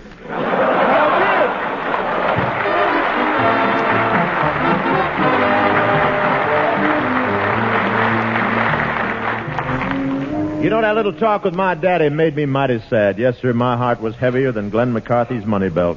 I needed a bit of encouragement, so I moseyed over to my girl's house. My girl, Mary Jane. She's a pretty little thing, luscious red lips, blue eyes, and she wore her yellow hair in a bun on the top of her head. I didn't mind that, but there was a hot dog in it.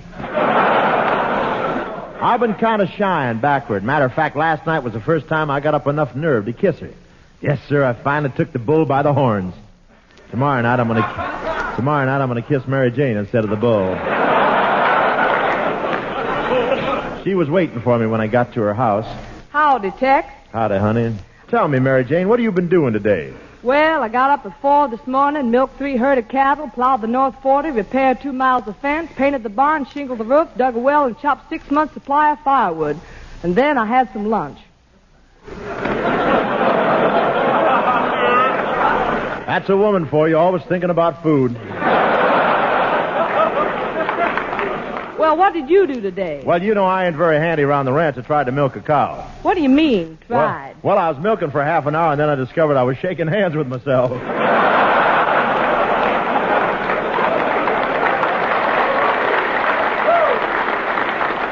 Well, why didn't you stop? I did after I got 2 quarts.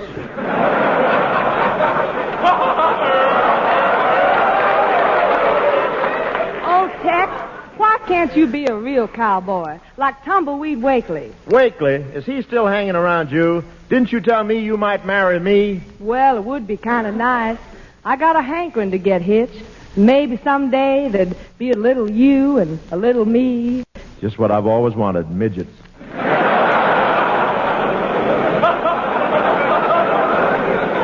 Well, what do you say, Mary Jane? Well, I'm sorry, Tex. Next to Tumbleweed Wakely, you're nothing but a tenderfoot. A tenderfoot? Yeah. Why don't you practice being a cowboy? Get on your horse and ride for a couple of days. No, thanks. I'd rather have just my feet tender. Now, look, Mary Jane. Howdy, Mary Jane. Tumbleweed. Come here, my little doggie, and hitch your chuck wagon to my heart and let me corral you in my arms, and let's palaver some love by the light of the purple sage. How about this guy? Brushes his teeth with saddle soap. Closest he's ever been to a horse was when he made a picture with Sidney Greenstreet. Well, look who's here. Tex Hope, the poop head of the Pecos.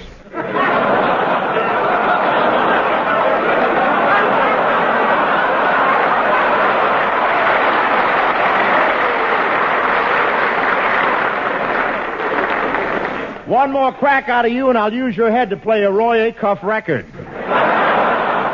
Now, listen, hush up, Tex. Tumbleweed brought his guitar along to serenade me, and He got that old geek with him again. Yeah. And you know, you're just messing everything up. Go ahead, Tumbleweed. All right. I want to drink my coffee from an old tin can while the moon goes shining high. I want to hear the call of the whippoorwill. I want to hear the coyotes cry. I want to feel the saddle of my old cow horse, riding him out on the range, just to kick him in the side, watch him show a step and pride out on the Texas plains. Oh, Tumbleweed, that was mighty pretty. Sounded like Gabby Hayes with his beard on fire.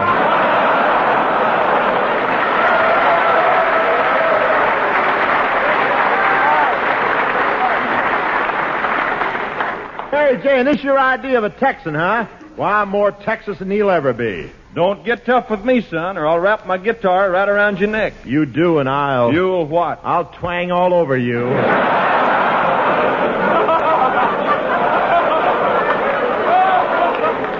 Well, that settles it, Tex. Now get out of here. And don't come back until you're as much a Texan as Tumbleweed. And furthermore, I'll never hitch up with you unless you learn to sing pretty like he does. All right, I'm going to get me some singing lessons right now, and then I'm coming back for you. That's for sure. That's for dang sure.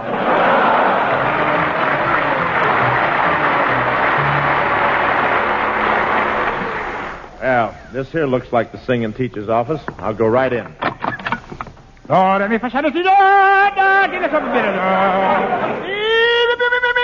Hey, what are you doing singing into that envelope? Sending out a singing lesson by mail. Now, Professor Corona!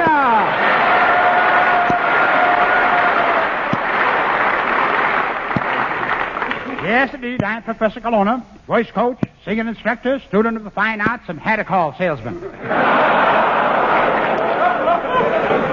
Well, I want to take some of them there singing lessons so I can be a real Texan and win my girl's hand. All righty. Now, first...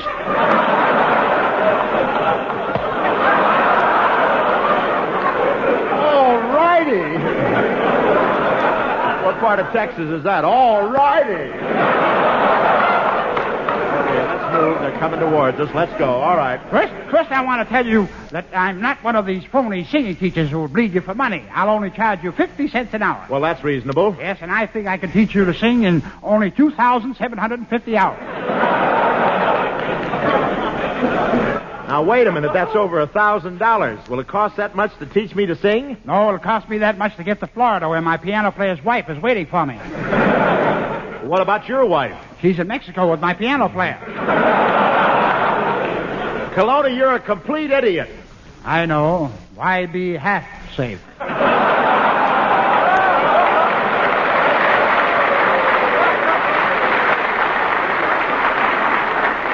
know, I got a sneaky feeling you don't know anything about music at all. I don't. I'll have you know I can play every musical instrument there is, and all at the same time. Well, how is that possible? Big mouth, 17 union cards. Well, what about giving me a lesson? All righty. Now, first I must...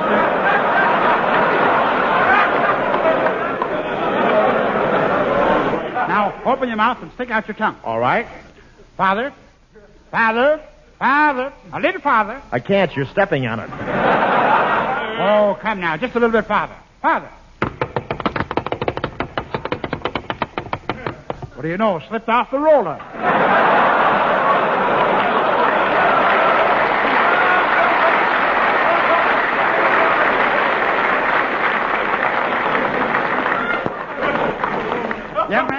Young man, I tell you what to do. Take this singing instruction book with you and study it. After you're finished, you'll be a fine singer. Oh, thank you, Professor. I've got to go now. I'm working with another student in the next room, and I've got to sing a song. Excuse me.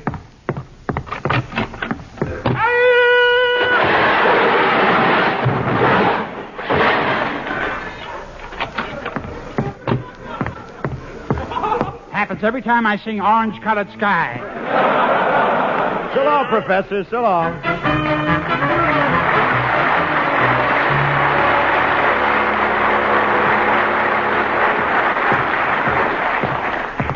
I sure hope Mary Jane is home. I read this here singing book from front to back, and she's got to marry me now. Who is it? It's Tex, honey.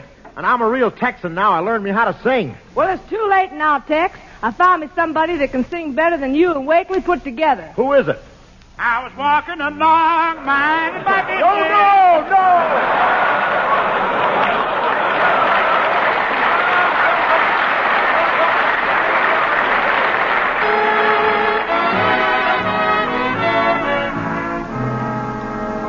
Hey, Marilyn. What is it, Bob? Well, you know, the show's going to be over in a little while. I've been wondering if you and I could get together and we sort of take a little walk, huh? Why, of course, Bob. Oh, you're such a delightful child. You're just the type I'd like for my sister. And you're just the type I'd like for my mother.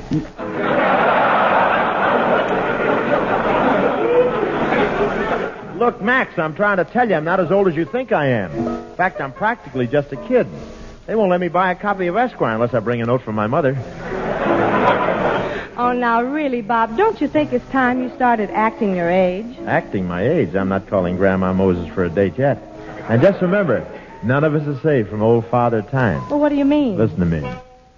Someday your figure will start to spread. Your fallen arches will drop like lead. You'll find your beautiful smile has fled. No hair atop of your shiny head. Don't let the wrinkles upset you. I'll still be happy I met you. Darn it, baby, that's love. Someday you're gonna lose your physique. I'll see the doctor in twice a week. My chic will suddenly go antique. You'll be so deaf that I'll have to shriek. Though you're a physical wreck, dear, I'll still be happy to next year. Darn it, baby, that's love. That's love, that's love. We might as well be sensible. That's love, that's love. To me, you're indispensable. Despite the fact that someday you're gonna look really beat. Oatmeal is all that they'll let you eat. Boy Scouts will help you across the street. Too old to even be indiscreet. Though you'll be too weak to court me, I'm still gonna let you support me. You'll always be my turtle dove. Me for you, and you for me, collecting Social Security. Darn it, baby, that's... Wait, I have an idea. What? Listen to me, child. Just imagine I'm a kid of 17. Someone's been spiking your Ovaltine. Darn it, baby, that's love.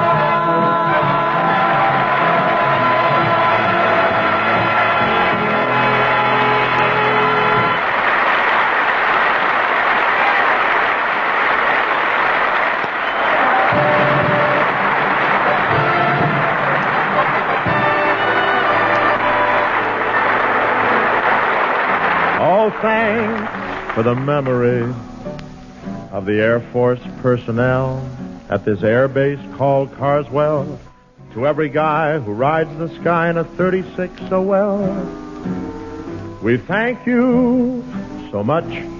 Ladies and gentlemen, our thanks to the men at Carswell Air Base, and believe me, we can thank all men like these that Korea didn't bring us something worse than a national emergency. I mean a national catastrophe. Yes, sir, while our GI in the ground was making the heroic withdrawal from the port of Hungnam, our GI in the sky, like the little Dutch boy who held his hand on the dike, teamed up with Navy's big guns and held back the red tide. Operations Hungnam wrote a great page in the book of American history and gave us our greatest New Year's resolution, to preserve that old American custom, liberty. Liberty's a wonderful thing. It pays 2 for 1. You get out of it twice what you put into it. And, mister, if we put in half as much as these men of the United States Air Force, all the communists in the Kremlin couldn't even put a dent in our New Year's resolution. Thank you and good night. Be sure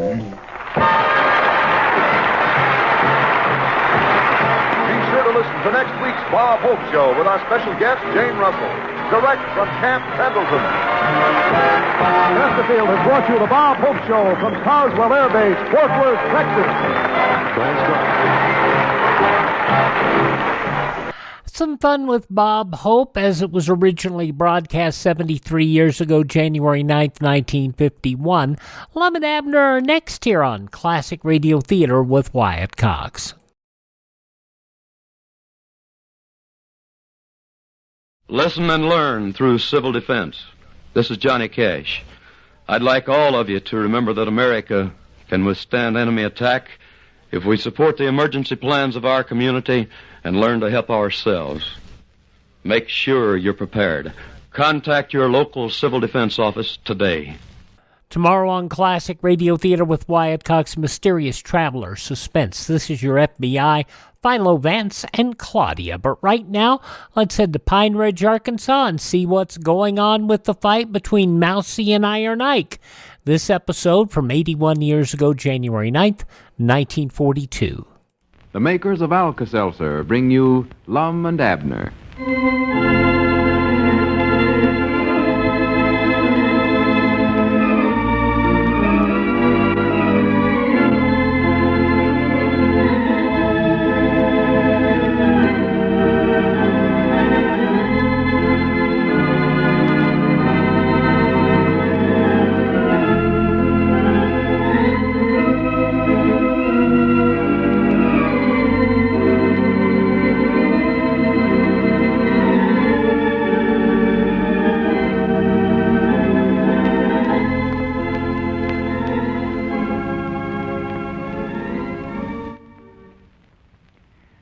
I wonder how many of you Lum and Abner listeners have plans to go places and do things this weekend.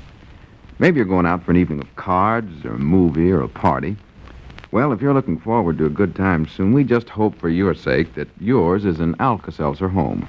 Now, if it is, and you happen to have too good a time, then you're prepared to help yourself to quick relief for the headache and stomach distress that may result. You know, late hours, too little sleep, rich, heavy midnight snacks, too much to eat or drink, these are the things that cause us to have miserable mornings.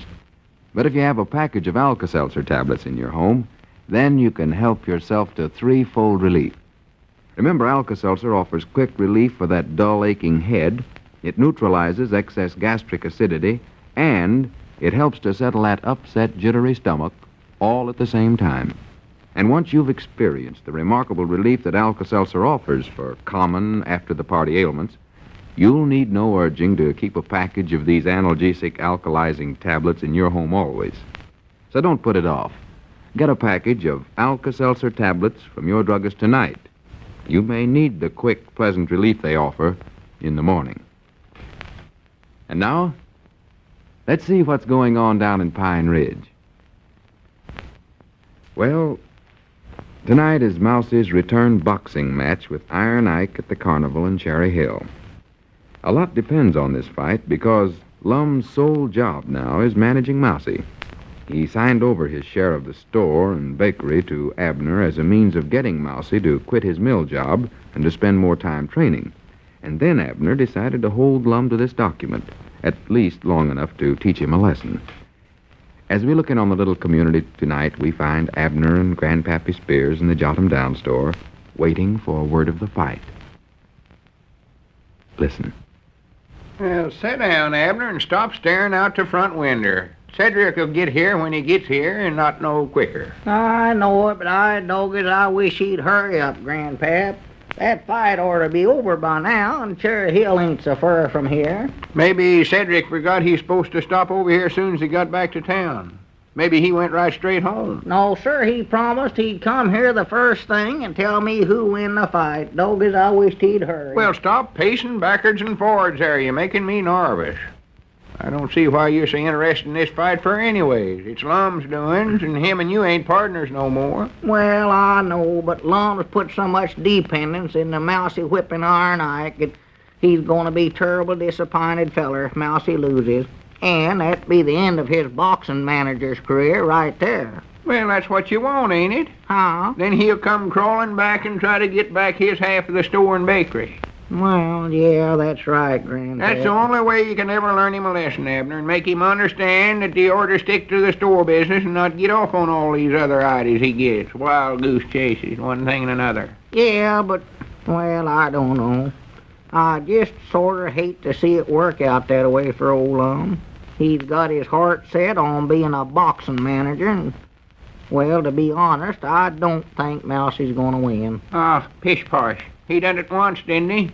Well, yeah, but that was just because he hit Iron Ike the first blow and caught him off guard.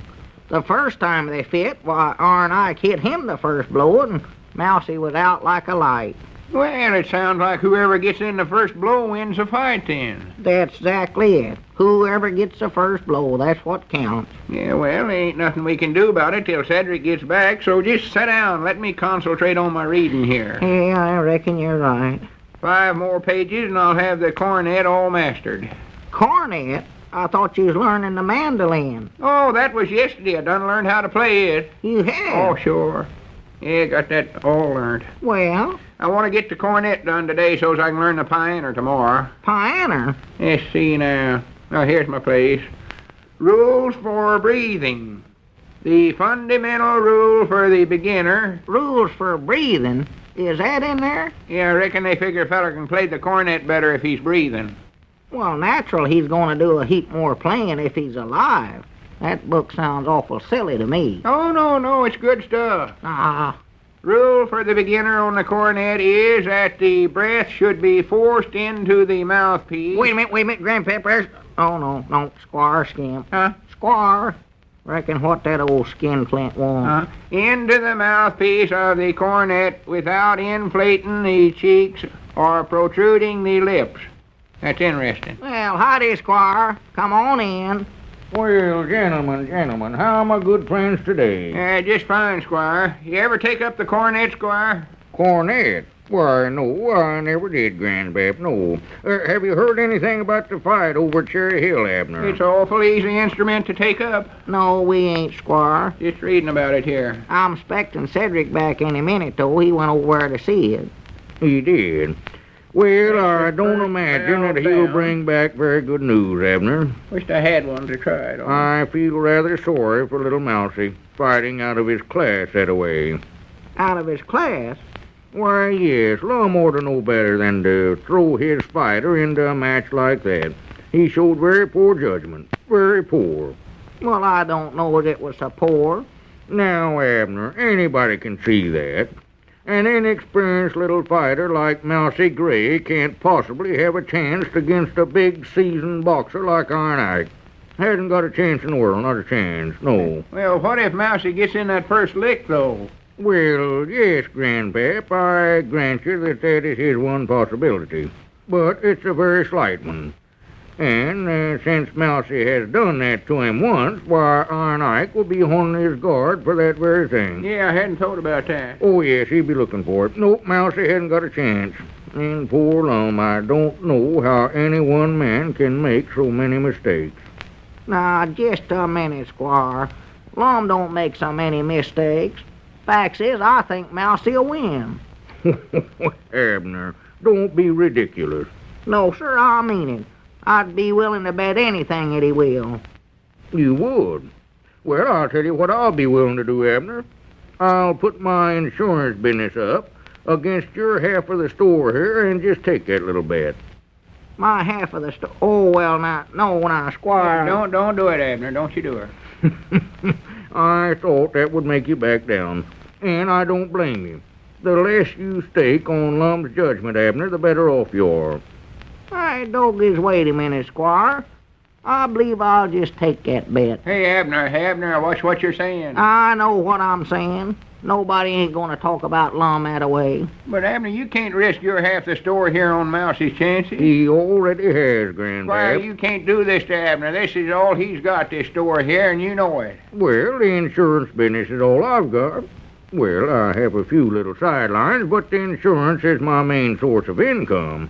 Yeah, but listen, Squire, now... Now, you listen to me, Grandpap. A bet is a bet, fair and legal. I just happen to have the better end of this little wager. And as a matter of fact, this lucky loaf idea that Abner's operating in the bakery here is really my idea. So it's only right that I get something out of it. What do you mean, your idea? I was the one who originally gave the idea to Lum, and he just took it over without even consulting me. Well, yeah, but the way you wanted to run it was unhonest, Squire. We changed that. Well, it's the basic idea that counts, Abner, not the method of operation. Had I so desired, I could have brought suit against the bakery here and had a good case. Well, Lum figured out the idea when he put that locket in that first loaf of bread. That was the beginning of the idea. Well, he didn't know he had the idea, though, Grandpap. He put the look, locket in here comes there. Cedric. Huh? Running like all get out. Now we'll find out who wins. Well, I think we already know that, Grandpap. There can be only one answer to that. Hey, hurry up, Cedric. Who wins? Yeah, hurry, Cedric. Did Mousy win? Wait till I get my breath. Well, hurry up. Boy, you ought to seen it. That was some fight. Well, how did it come out, Cedric? That's what we want to know. Yeah, who got in that first lick? That's the one Yeah, thing. who got the first lick, Cedric? Oh, Mousy did. Mousy? Yes, knocked our Ike right smack dab on his back. He did? Well, good for Mousy. Good for him. Did you hear that, Squire?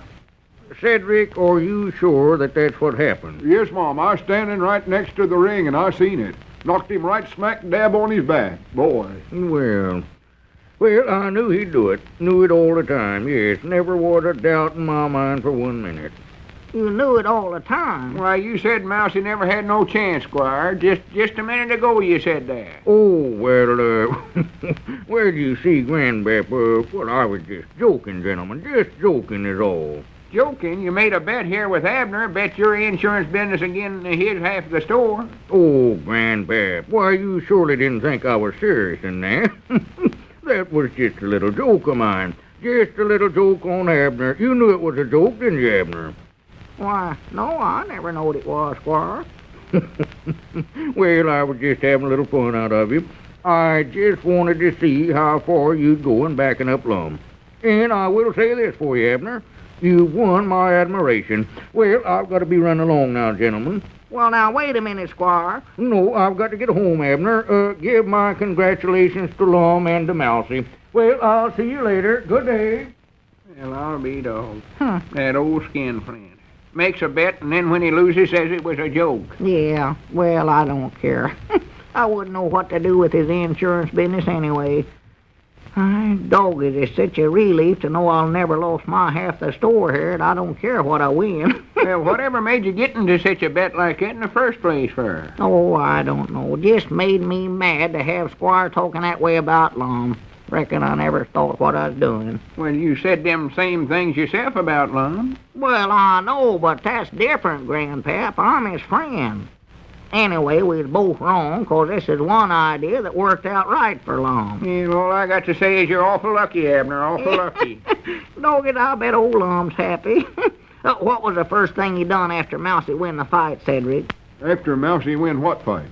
Why, the one over at Cherry Hill. Well, Mousy never win that fight. Well, you said he knocked Arn Ike right flat on his back. Yes, Mom, he did, but then Arn Ike got up and just beat the everlasting daylights out of poor Mousy. Oh, my goodness. Say, folks, are you getting enough vitamins A and D each day to take advantage of their full protective benefits? You know, these short, dark days of winter, along with fewer green vegetables on the table, increase the need for additional vitamins A and D. Well, now that prices on vitamin A and D tablets are so low, you just can't afford to take any chances, can you?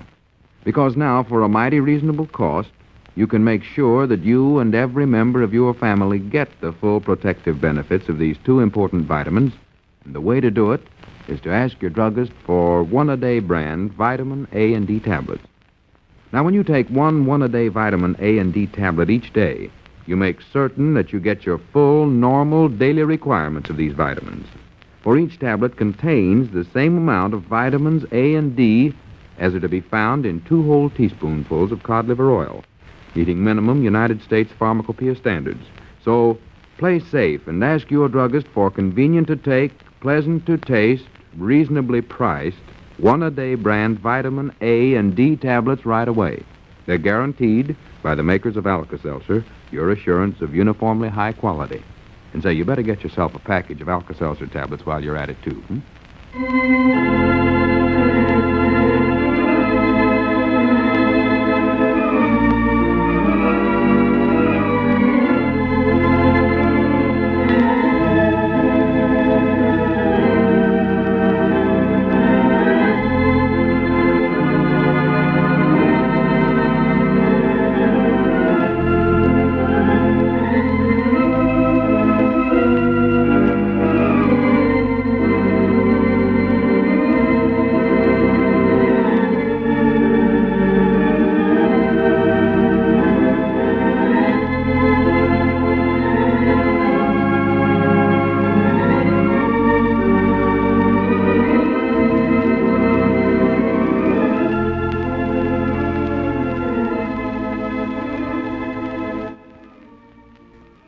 Old Iron Ike's the winner, and Lum's now out of 2 businesses.